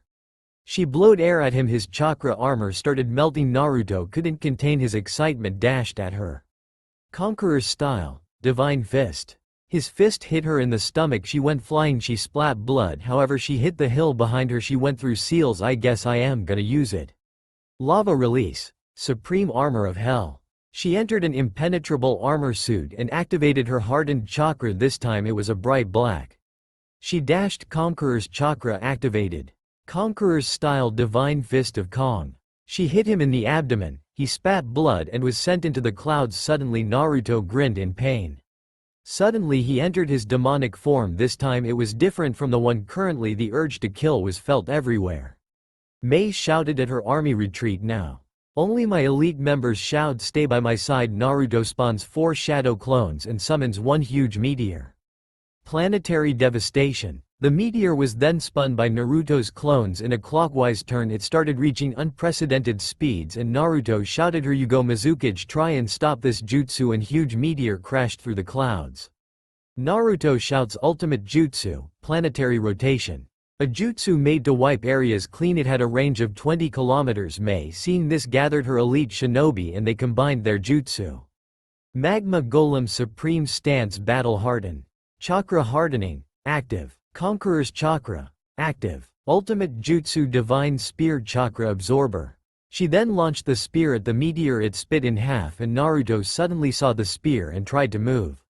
It went through his stomach and he spat blood as blood rained from the sky. He fell from the sky. Mei leapt and grabbed him. She shouted, medical ninja, heal him. He is different from other shinobi. He's the savior the world awaits. She saved him and left him at the battlefield on a mountain of corpses. The world will one day call upon him. I have respect for you, Naruto the Wind God. Chapter 15. A journey begins. Naruto woke up on Haku's thighs. Haku, also sleeping back lying against the wall, suddenly woke up and saw Naruto's pure eyes looking at her, and suddenly she blushed and made out with him. The next day they woke up and prepared to travel. Naruto said goodbye to Konohamaru. He said, sorry I won't be able to train you and be your sensei. Konohamaru jumped and hugged Naruto and Haku. They blushed but hugged the boy. Goodbye Konohamaru. Naruto, Haku, Sasuke, and Sakura met up with Jiraiya. Are you guys ready to travel? Naruto replied, "Yes, I'm always ready." The team laughed and they exited the village. "By the way, we are traveling to the land of water first since they have the most advanced boats the shinobi world can offer." Naruto froze and said, "We may have a problem with that." Jiraiya said why and the team looked at him. "You see, I'm wanted by the land of water for fighting the Mizukage during the Third Shinobi War." Jiraiya sighed, "That's just great. Oh well, we're gonna have to sneak you in then." Naruto's face dropped. "Okay, are you sure though?" Jiraiya said, "Yes, I am very sure. You're way stronger now anyway since the last time you fought anyway." Naruto and the team smiled. Naruto replied, "Yes, I am way stronger. I even have better control of my demonic chakra, Conqueror's chakra, and my hardening chakra." They set out. They walked for half a day. Then rested. Naruto said, "I want beef ramen," and said, "Hey Sasuke, follow me, we're going cattle hunting." Sasuke smirked. "Okay then," and they left and they found a farm. Naruto told him the plan. "First you hypnotize the cow, then I will kill it with my Byakugan. We will rush back to the camp and eat it with everyone else." They acted on the plan and Sasuke startled the herd of cattle and they ran at the farmer's house. Suddenly the farmer was hit in the face with the door. "Run. Hey old men, run. Why, the cattle have gone crazy." The old man saw and ran with them. The house was destroyed and they screamed. Suddenly, Naruto said the Conqueror's chakra activated. His Rinnegan suddenly evolved. The Rinnegan went red. He said to Mugen. His Conqueror's chakra shot out his eyes and the cattle army collapsed. The farmer said thank you and gave them a whole cow to eat thanks to the old man. He smiled and said, "No thank you. You saved my life." Sasuke and Naruto walked back joking the whole way back. "They must be racist to attack us. They must hate Hidden Leaf Ninja." Sasuke laughed at this and said, "No idiot, they must hate my red eyes." They laughed all the way back. When they got back they told the story over dinner. They all laughed and nicknamed Sasuke the Cattle Reaper. They laughed all throughout dinner. The night came fast. The tents were set up. Naruto and Haku slept with each other as usual, same as Sasuke and Sakura. Jiraiya slept on his own. Jealousy crept on his face. The next day, they woke up and finally reached the bamboo village, or its nickname the hot spring village. As they approach, however, a group of samurai put swords at Naruto's neck. A man walks towards them and Jiraiya freezes. "Naruto, you know you are banned from this land due to fighting the Mizukage." Naruto speaks up. "Hello Fukusaku. Long time no see." Fukusaku says, "What do you mean? Long time no see you. Do you why I came? Remember your promise to fight me?" Naruto speaks up. "So that's why you came in person." Fukusaku, the lava swordsman, also Mei's cousin. The group gasps. "Your friends may enter." Naruto, "I have respect for the man with the white hair." Jiraiya thinks in his head, this is gonna be harder than it looks. Naruto follows me to the battlefield. I will prepare you with a legendary sword. Naruto laughs and says the lava swordsman being this humble is surprising. I've already had a sword that's very strong. Fukusaku says okay then. Follow me to the arena. The group walks to the arena. Naruto smirks and Fukusaku doesn't even flinch. He abandons his armor and wears a kimono and says I don't need that armor, it's too heavy and I know you won't strike me anyway. Naruto's blood begins boiling and shouts shuts up Fukusaku. Fukusaku laughs and says the man who Mei spared always confused me. Naruto throws his shirt off revealing the scar on his stomach. It's huge, says the group. Naruto's hand glows as a pure black sword spawns from his hand and a katana glows. An intimidating purple as Conqueror's chakra is pushed through the blade.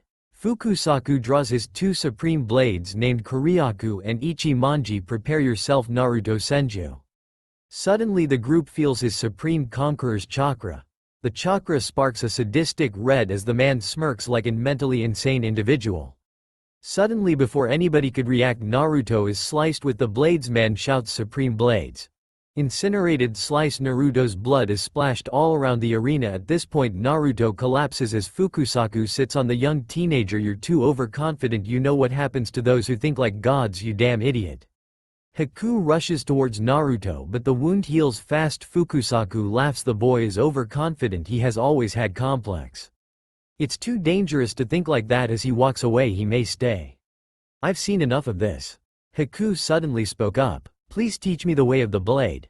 Fukusaku pauses in his track turns and says no, I don't take overconfident brats and I don't believe girls should wield swords anyway. As he begins walking again. Haku shouts at Fukusaku, then fights me in a 1v1.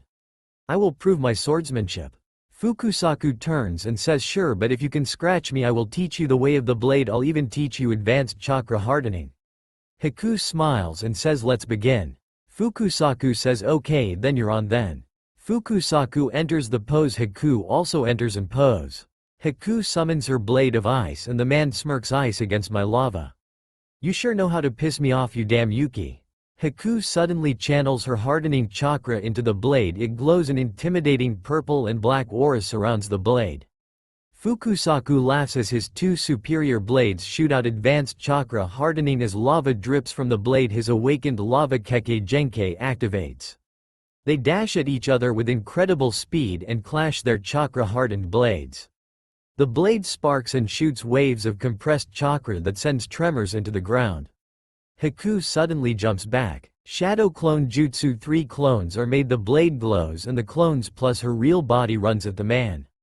Haku's clones are sliced left and right and suddenly the arena goes quiet from behind, he turns but it's too late. Sword style. Ice flames slice, a small cut is made on the man's shoulder but then. Lava style. Awakened volcanic departure, Haku is thrown by a pillar of lava, she hits the wall and the man uses fire style hell flamed needle, 20 miniature swords stab Haku, knocking her out as well. Fukusaku stands there shocked at the cut and says you win, I will train you. He calls a group of samurai nurses to heal these people and give them a luxury room and give the toad sage in luxury room too, plus the pink and black haired girl and boy. He leaves the arena as it begins raining. A day later, Haku wakes up and is greeted by Fukusaku, you're strong. It's the first time I've ever been sliced by a shinobi in almost 3 years. Haku smiles. I put all my strength into fighting you, glad I could land a scratch on you. He laughed more like a graze. Naruto, your boyfriend I presume, is out cold. He's already healed, you may also leave with him. Here's the keys to staying at my temple. I'm going to be training you so you better be prepared to face a master samurai. She blushed but turned to the man. Thanks, I appreciate it since I was trained in the art of the blade with my old sensei. Who was your sensei? Zabuza Momochi, she answered. The man was shocked, then lifted his shirt up to reveal a huge scar on his chest near his heart. I fought your sensei long ago. About 10 years ago at that. Flashback. 10 years ago. Fukusaku was a part of the 7 ninja swordsmen. Fukusaku got into a fight with Zabuza before saying I am leaving the 7 ninja swordsmen to start my own journey. Zabuza laughed at you not going anywhere. They both posed up and leapt at each other.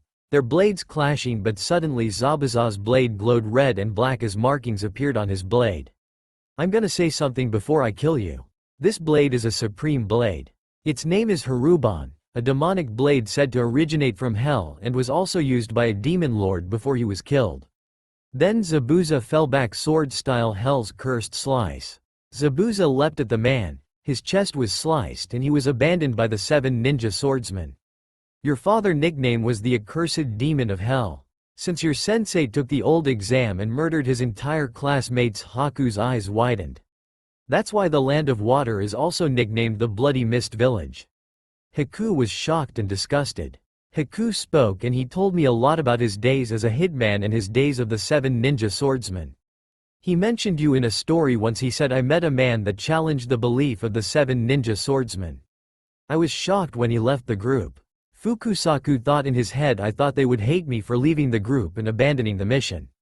That would have explained Zabuza's motives behind the attack on me. Fukusaku said thanks for telling me, I'm going back to work now since I run this village. Feel free to do whatever you want, drink, sleep, bathe, anything. This village has no drinking age or limit. Just don't go overboard with the alcohol. It's very strong, only those with strong wills don't get drunk. He walked out the door and closed it behind him. Haku smiled at Naruto and went back to the temple, carrying him to their room. Their room was a traditional Japanese-styled room that had exotic flowers and ancient markings made up the wall. Their room also had a hot spring outside. Chapter 16. Enter the nation famous for samurai and hot springs. Haku and Naruto decided to enter the hot spring together. They climb in and discuss the plan and what to do while we are here and discover what there is to do while in the land of bamboo. Haku said I will be busy training my swordsmanship while I am here in this country, plus my advanced chakra hardening as well as my mastery for my sword. Naruto spoke. I am gonna focus on my development and training my demonic chakra plus my conqueror's chakra since they are weak. I am also gonna work on my body and reflect on my past since it still haunts me deeply and hopefully come to terms with myself. Haku looked at him as she hugged him and whispered, okay, but remember I am always here for you. She smiled at him. Naruto blushed at her as he responds, yeah, I should be okay, thanks for being here, Haku. He leaned in and kissed her. She did the same. After the hot spring bath, they go to bed ready for the next day. Day 1. Haku left early for training with Fukusaku. Hello Haku, are you ready for your training session today? We are going to work on your swings and hopefully your advanced chakra hardening.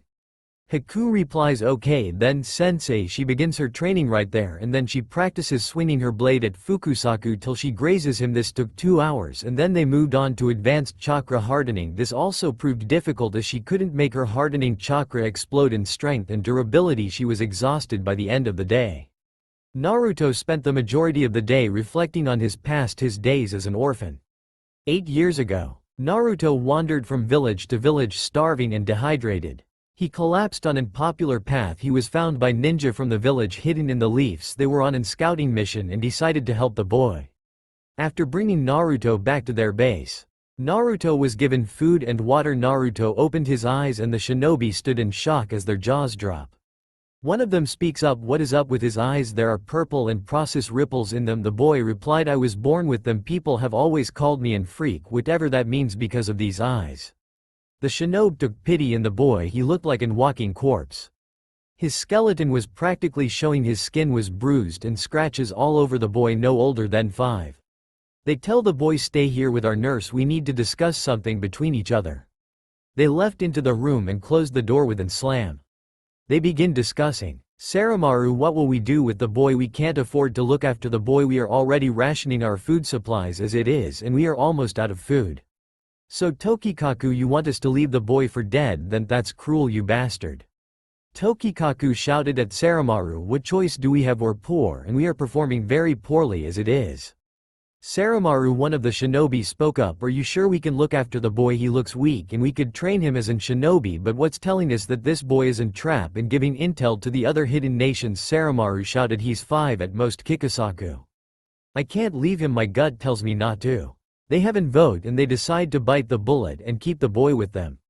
What's your name? The boy replied, I can't remember. As the boy ate ramen, he picked the narumaki up with the chopsticks. Saramaru smiles and says, I will name you then. From this day onwards you will be Naruto then and I will raise you as my own. Saramaru smiled and kissed the boy on his cheek. Well, Naruto gets some rest as Saramaru pats the young boy's golden hair. See you tomorrow. Then Saramaru leaves, but suddenly Saramaru, please don't leave me, I am scared of being alone. Can I sleep with you? She turns the boy crying. Saramaru picks the boy up, sure you can. Then they both slept together. The next day the shinobi smiled at the boy, well look at you Saramaru, being a gentle mother, never thought I would ever see the day. Saramaru blushes in embarrassment, shut up you filthy maggots, get back to your training and train the boy as well. She introduces Naruto to the shinobi, that fat one's called Kikusaku, he's got quite the appetite, he's an Akamichi, they're known to eat loads. The shinobi group laughs. Saramaru shouted, Kikusaku, I am not fat, I am actually as strong as you.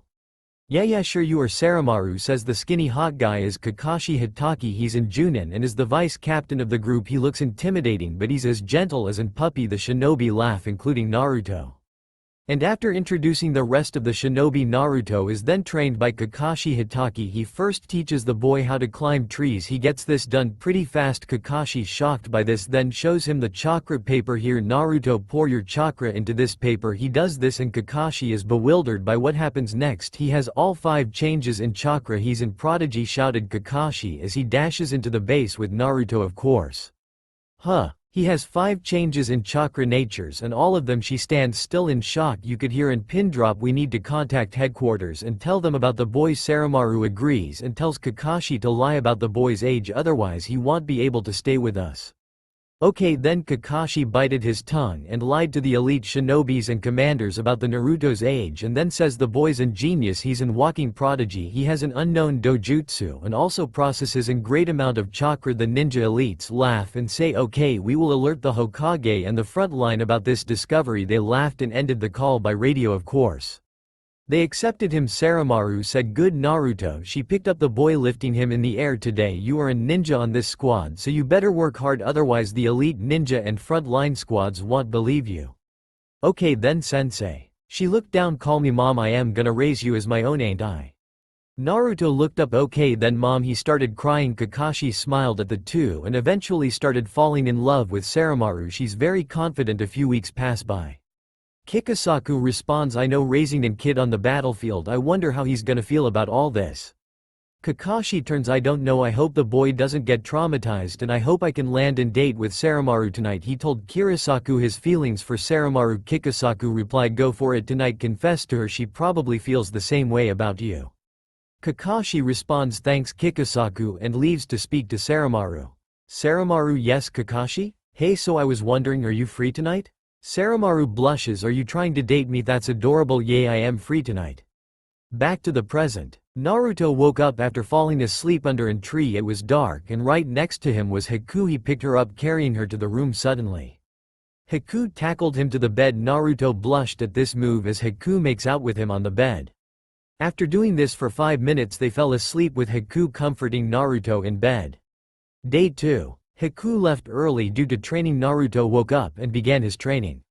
As he walked to the training field, he felt an extremely dangerous presence watching him from the trees behind the battlefield. "Naruto, what's going on?" asked the tailed beasts. "I feel a presence within, killer intent gazing at me from the forest." Kurama said, "Take our chakra now." As Naruto activated his Sharingan and Byakugan, a huge blade flies past his head. He grabs it as an shinobi with an orange mask walks out.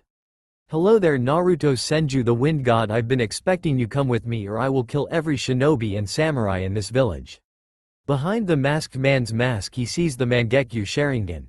Naruto responds, "No, and I won't let you kill anybody in this village." He said, "It's already too late." Naruto is injected with a sleeping needle. He collapses as he summons an Rasengan. "I am gonna kill you." He collapses with a thud. "Grab him," ordered the masked man. "We are taking him to our leader." Chapter 17. Enter the hidden village. The Gellian race appear. Naruto wakes up panicked. He looks and sees an huge women gazing down at the boy. "Hello there Naruto, I've been expecting you." "Where am I? Where's the village?" "Calm down, let me introduce myself." Naruto calms down. "Okay, I will hear you out, now start talking." "Well, ain't you rude?" "Okay, my name is Ruri Gellian and I am the leader of the Gellian race. This is my village. We have the ability to see into the future and we can sense an ancient figure inside you. Are you aware of a man called Hagoromo?" Naruto turned. "Yes, I am his reincarnation," as he removed his shirt. Ruri looks and sees the markings on the boy and begins talking again. "We are an race that descends from his brother Hamura Otsutsuki. We will train you. Our village has contacted the land of bamboo and your sensei Jiraiya." Naruto bows and says, "Sorry for my rudeness. We are going to teach you sage mode. Hamura told us that a boy will be born within 1000 to 5000 years into the future. He is destined to change the world of shinobi. First, we know you are actually an Otsutsuki. You just haven't awakened your race form yet. By the way, I am going to explain race awakenings. So basically, when you train any part of your body, most people train chakra and their eyes, but some races, particularly the Otsutsuki race that Naruto is to become an Otsutsuki, he has to work on every part of his body. Then they will sleep for 20 days and if they wake up they awaken their race form, but if they don't they die and turn to stone." Anyway, back to the story. "So Naruto, are you ready for your training session?" "Yes, I am ready," replied Naruto, determination filling his face. "Okay, I am ready to start." Ruri replied, "Okay, then get ready to do 2000 push-ups to begin increasing your chakra." Naruto now outside spawns 2000 clones and began doing push-ups like 2000, 4000, 6000, 8000, 10,000. She shouted, "Okay, you can stop, that's enough push-ups. You really do have a lot of chakra, don't you?" "Yeah." Suddenly he collapsed from using too much chakra. Ruri thought, what an idiot, but he really does have a lot of chakra. Day 3. Naruto woke up after using too much chakra. He was ready to work. He got up early and met Ruri. "Yo, I am ready for some more training." He stood more confident. She relied, "You look pretty buff, so why don't you train your chakra and work on your dojutsu? I know you possess all 3 of the great dojutsu. Also I know you're what your purple one is called." Naruto looked at her and replied, "Same, my sensei told me. I also have a new dojutsu form for my Rinnegan." He activated his new one, the Tomoigan, his new dojutsu blood red. "So what can you do with it?" "I don't know," replied Naruto. "Wanna test it?" "Sure," said Ruri. Naruto put his hand out. He started cultivating chakra from his body. He also grew 2 new markings. In this new form his eyes would have glowing red lines that looked like scars. He also then took his shirt off. Ruri said, "Your markings are glowing. You are already beginning to awaken your form," she said in amazement. Suddenly a young girl walked out with one eye in her forehead. "Her Ruri, we are gonna be having a meeting. We require you." Suddenly she looked at the boy who now had white hair with red highlights. She blushed and ran out. "Sorry for disturbing you, miss." Ruri, blushing from embarrassment, shouted, "It's not like that. I am too old to have boyfriends. I am already over 200 years old." Naruto blushed at this. "She looks so young yet old enough to be my great-great-grandmother." He laughed and said, "I thought you were in your early 20s at best." They laughed together. "Naruto, let's get back to work," she said. Naruto replied, "Okay Ruri," and he started cultivating his chakra again. His hair went white. Ruri spoke, "I forgot to tell you something. When you awaken your sage mode you will have permanent white hair and those red highlights, plus you will awaken in Rinasharingan since you are superior to Hamura as well as his idiot older brother who never sought power. You are different Naruto." Naruto smiled. He looked as powerful as a god. When I met him he also had the Rinnegan and he was wise." Ruri laughed. "Looks can be deceiving, huh?" Naruto smiled this time. "I guess you're right." Ruri blushed at the boy. "He's so cute," she wondered. "I don't love him, I just admire his cuteness and his looks plus his personality. He's kind, wise, and overall funny. He's like a doll. He's so chill, but hidden within him lies the devil. His demonic chakra is something you can feel it even when unactivated." Naruto, "That's enough today. Go and rest." "Yeah, okay, then see you then." Ruri suddenly he walked over and hugged her. By the way, she is about 12 feet tall. Her race are full of huge people. She blushed. "Thank you for training me." "Yeah, alright, you're welcome." Naruto walked back to his room. Gosh, I could practically be his great-great-grandmother at this point. Day 4. Naruto got up early. Ruri greeted him, her personality doing in 180. "What's up with you? You seem happier today than yesterday." "Oh, it's nothing. I usually never sleep good, but I for once got a good night's sleep," she said, laughing. Naruto said, "Hold still," and put his hand on her forehead. She blushed hard and her pure white skin turned red like a tomato. Naruto said, "I've cured you of clan's curse. I hope you get a good night's sleep tonight." Naruto started laughing and said, "You shouldn't overwork yourself. I am not a medical nin, but if you work yourself too hard you will die." Ruri blushed and laughed. "You seem to care about an old woman, huh? By the way, Ruri isn't supreme being, so she can live for almost 8,000 years before dying." She laughed and said, "I want to ask you a question before you fall into your deep sleep." Naruto said, "What is it?" "Nothing. I will tell you when the time comes." Naruto said, "Okay then, so what am I doing today?" he said. Ruri replied, "You are training your chakra and your hardening chakra. It's your weak point, and when you become an awakened Otsutsuki it gets harder to train your body, so we are training your body now so you won't have to work so hard later on, okay?" Naruto said, "Yeah, alright, I will work harder and harder so I can awaken my new sage mode. Also, when will I enter this deep sleep?" Ruri replied, 10 days from now you will begin your sleeping. You have already gotten strong body and your chakra could use more training, I guess." Naruto began training his chakra more and its use and accuracy excelled more and more. The bamboo village however started to feel the chakra deep below the surface and they asked Fukusaku what's wrong with the ground, and the area chakra is seeping through the ground in huge quantities. It's scary. I can literally feel it around us now. The land is going under a new change. It usually does every 1,000 years. This was a lie. However, we must not be scared or fear the presence of this chakra. It's totally safe and it will benefit the land anyway. They began training again and for 2 more days they trained chakra. It excelled and had came in long way. He could move chakra through any part of his body now, even down to the cellular level. He also had now unlocked advanced chakra hardening and began work on the conqueror's chakra. And then a breakthrough happened. Naruto was training and then his Tomoigan activated and he collapsed. Ruri rushed over. "I am gonna tell you what I was going to ask you." Naruto looked up. "What is it?" "I was gonna ask if you were single." Naruto blushed heavily and replied, "No, I've already got a girlfriend, but I will outlive her though." Sadly, Ruri said, "I though you would say that, but then." Naruto spoke up, "Hey, when my girlfriend dies you can date me, though I can't bear being alone." Ruri looked at him shocked. "Are you sure with your power you could make your girlfriend live forever?" Naruto laughed and replied, "She wouldn't want to live forever. Once her dream is completed she will settle down anyway. Humans don't live forever." He laughed. But his face saddened by this reality as he drifted into this deep sleep. Ruri cried hearing his words. "If you said anything else I wouldn't be able to stop myself." Her tears were huge. "Don't cry," he said, "I can feel your emotions, you know." Then for the next 20 days Naruto slept learning Sage Chakra. His body started to turn white as his hair went from an blonde to an red and white. His markings started glowing as his body matured in the ways of chakra and his abilities increased in power. Naruto dreamt a lot during this time. He reflected on his past. Chapter 18 Naruto's backstory and origin.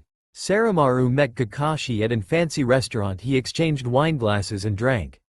"So Saramaru, what's your goals for the future then?" Saramaru said, "Have children, raise Naruto as my own and settle down somewhere nice, I suppose, with a nice hot guy." "What about you, Kakashi?" "I want to return this eye I got from a friend who lost his life during this war that has lasted years. I also want to have children, since why not? It's something to do after I retire from all this shinobi stuff. Maybe become the Hokage for my friend who couldn't, and also settle down somewhere nice after I leave my position as Hokage." Saramaru said, "Who's this friend of yours then?" Kakashi smiled. "His name was Obito Uchiha. When I was with my sensei before becoming a Junin, we were walking and the girl Obito loved got kidnapped and we rushed to help her. My sensei was caught up in another battle. When we got there, I saved my teammate called Rin Nohara. We rushed to the exit, but then we saw the explosives and a kunai with an bomb tag flew at them. Obito tried to grab it. His hand was cut and the explosives exploded. The cave collapsed." "Obito!" shouted Kakashi, rushing to his friend. "I am dying." Kakashi, his eyes slowly losing their color as they dimmed. "Kakashi, take my Sharingan. I want you to look after Rin for me." Obito's eye was put in by Rin, who was in medical nin as she did. However, she cried non-stop. Just removing the eye hurt her physically and mentally. She eventually did it and Obito died right there. And then Kakashi, the eye has been transplanted. You may open them. His eye opened as the Mangekyo awakened. Blood and tears came from his eye as they left. The shinobi group laughed at them. Kakashi snapped and attacked the shinobi. Rin watched as Kakashi spammed Kamui as he sliced the shinobi group's necks, ripping out their organs, beating them to death. His rage seeped through as he used his hardening chakra to hit his enemies to death. Rin jumped, and that's enough. Kakashi turned Rin, crying, into his shinobi vest. "Stop, they're already dead. You have killed them. They aren't getting up." Kakashi turned and apologized to Rin as she threw up, seeing the pulverized bodies laying in front of her. "Just promise me you won't do that to another man." Kakashi tuned, "Yes, I won't ever hurt another man like that again." They walked away from the mess, saying goodbye to Obito and praying in safe journey. Saramaru was saddened by this. She was put off her dinner. She spoke, "That's terrible. By the way, do you have the Sharingan still?" He pulled up his shinobi headband. "Yes, I do still have it. I cover it because it's hard to look into the mirror every morning. Remembering that I failed my friend's promise to keep Rin safe." Later on, after they returned from the battlefield, Rin took her life. Kakashi discovered the body as her fell to his knees. He had failed to protect her. Blood was soaked the wooden floor, almost staining it. Her couldn't even help his emotions. He sat there and cried for hours as the shinobi came and took her body away. Blood also leaked from one eye as his Mangekyo began to sting his eye. He didn't tell Saramaru that part. It wouldn't sit right with her. Saramaru said, "That's brutal and messed up. I am sorry I have kept you on this battlefield. The war seems to be nearing the end. However, I can't shake the feeling that something bad's gonna happen soon."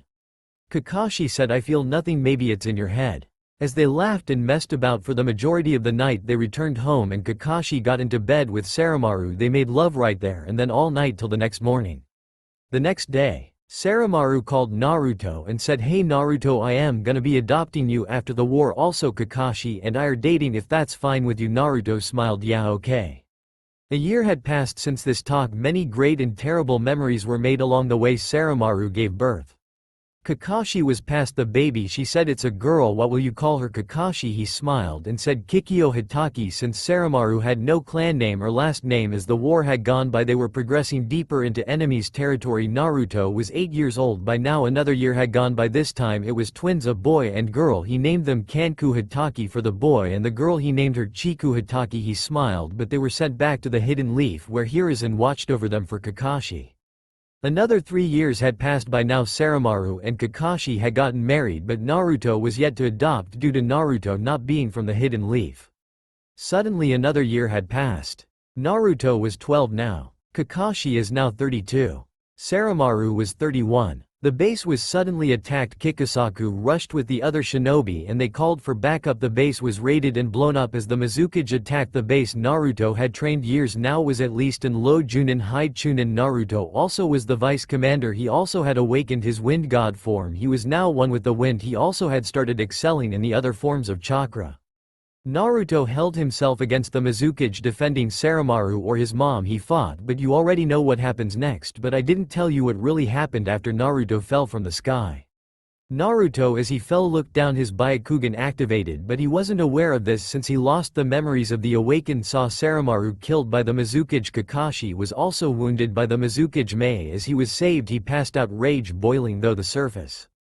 After Naruto woke up he saw the bodies of his comrades and stared at the battlefield, tears streaming down his face. He fell to his knees in pain as his Rinnegan and rage deep within took affect. Memories began flashing, his comrades dying one after another. Suddenly he started screaming and began floating as he, now blinded by rage, killed everyone on the battlefield with gravity as everyone was crushed into the ground and sent flying in every direction as he screamed, "Where is Saramaru?"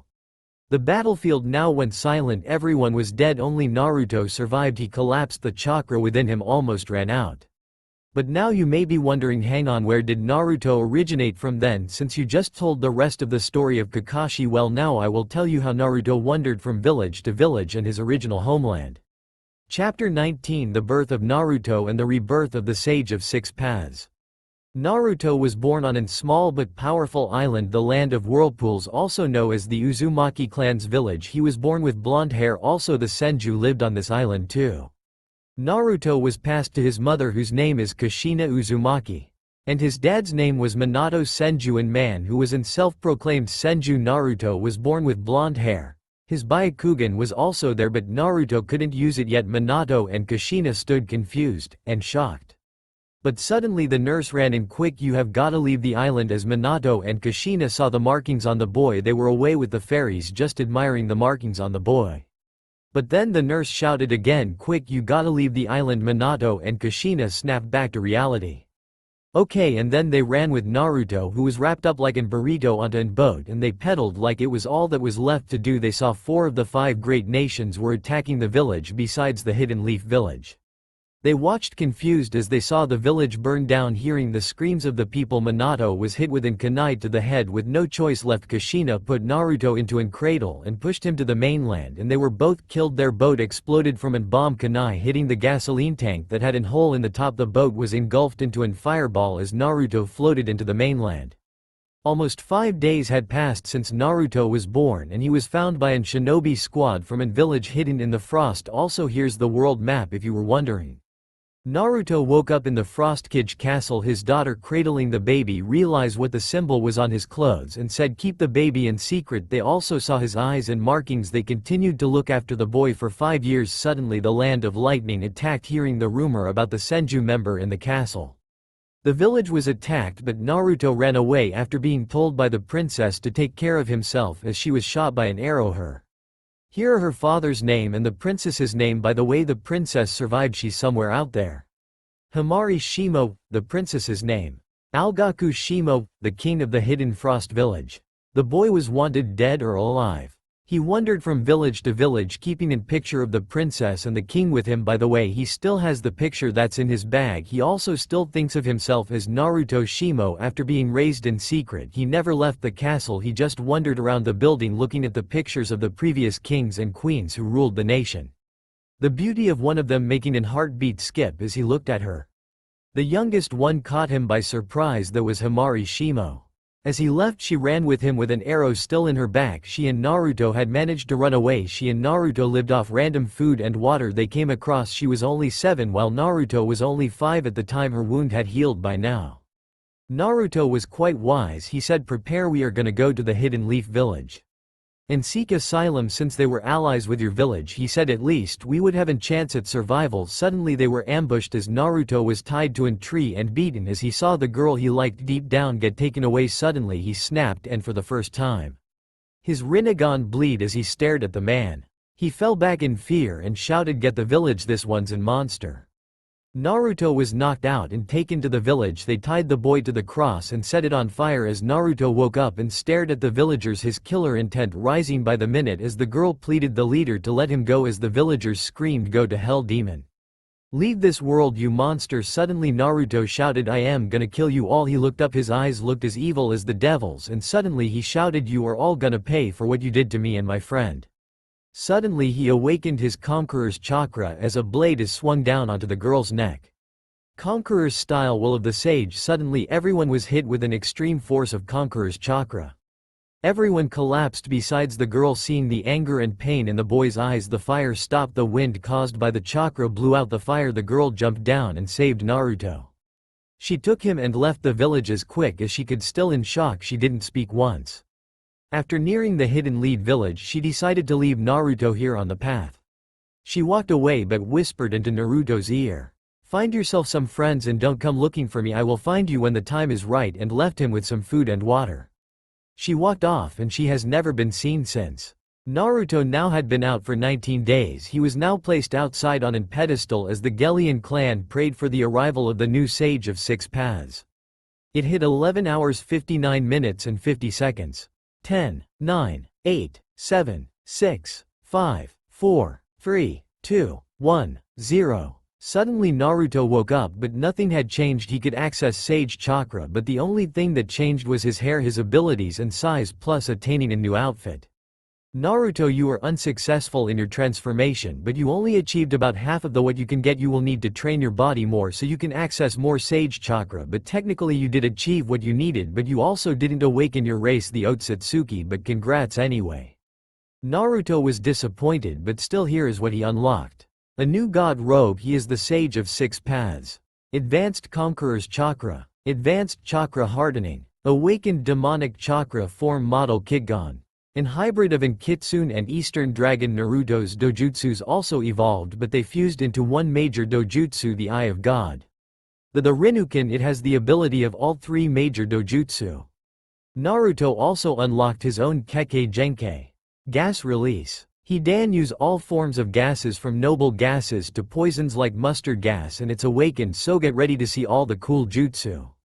He can now use all the tailed beast chakra in one go. Chapter 20 time skip. We must head east. Naruto now can permanently float now. Flew over to Ruri and smiled. "Thanks for the help, I must to go, see you later." Ruri hugged him suddenly. "Thank you, I'll be waiting. Get stronger, the Gelion clan welcomes you." Naruto said, "Stay healthy and actually sleep." Ruri blushed in embarrassment and said, "Shut up." Naruto went back to the village to meet Haku. Haku was sleeping as Naruto opened the door after the Gelion hidden forces lead him home in secret using their Kekkei Genkei invisible style. "Haku, I am home." Haku woke up instantly and jumped Naruto to the floor, crying into his god robe. Naruto hugged her. "Thanks for waiting me, Haku." They then went to bed sleeping half naked for the first time, the both of them. The next day Naruto and Haku met up with Sakura and Sasuke. Here's what Sasuke and Sakura have mastered. Sasuke now has the 3 Tomo Sharingan. He also has a new demonic style which he has now unlocked during the training arc. He has advanced chakra hardening. And he has learned a few new jutsus. Sakura has unlocked advanced chakra hardening, a few new jutsus, and a new ability. After they met up, they went for food. It's been about 20 days since Naruto ate. He lived off chakra reserves.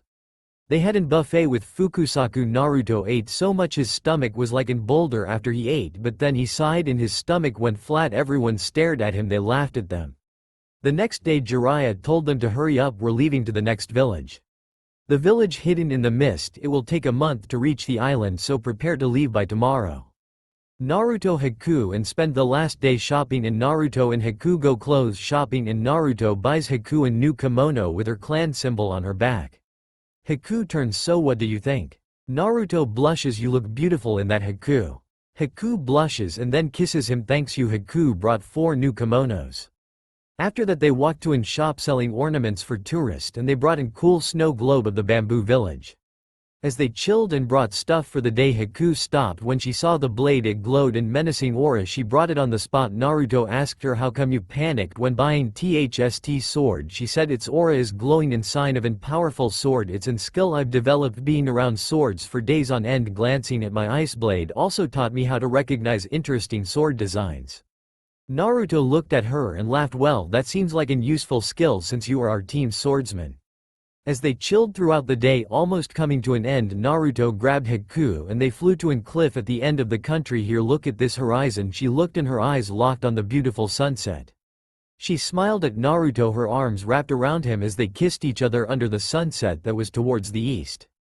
The next day they prepared to depart from the country as Fukusaku said goodbye to Haku as they set sailed for the next destination, the Hidden Mist Village, to get an advanced boat to sail the intense Sea of the East, or nicknamed Sea of Death. If you read up to this point, thank you. I appreciate you for reading my first fanfic. This took me about 3 days to write, so if there are plot holes then I apologize for the book being long. Overall, thanks for reading my story. This is part 1 out of 3. Most likely the next part will be longer than the first, so be prepared for that.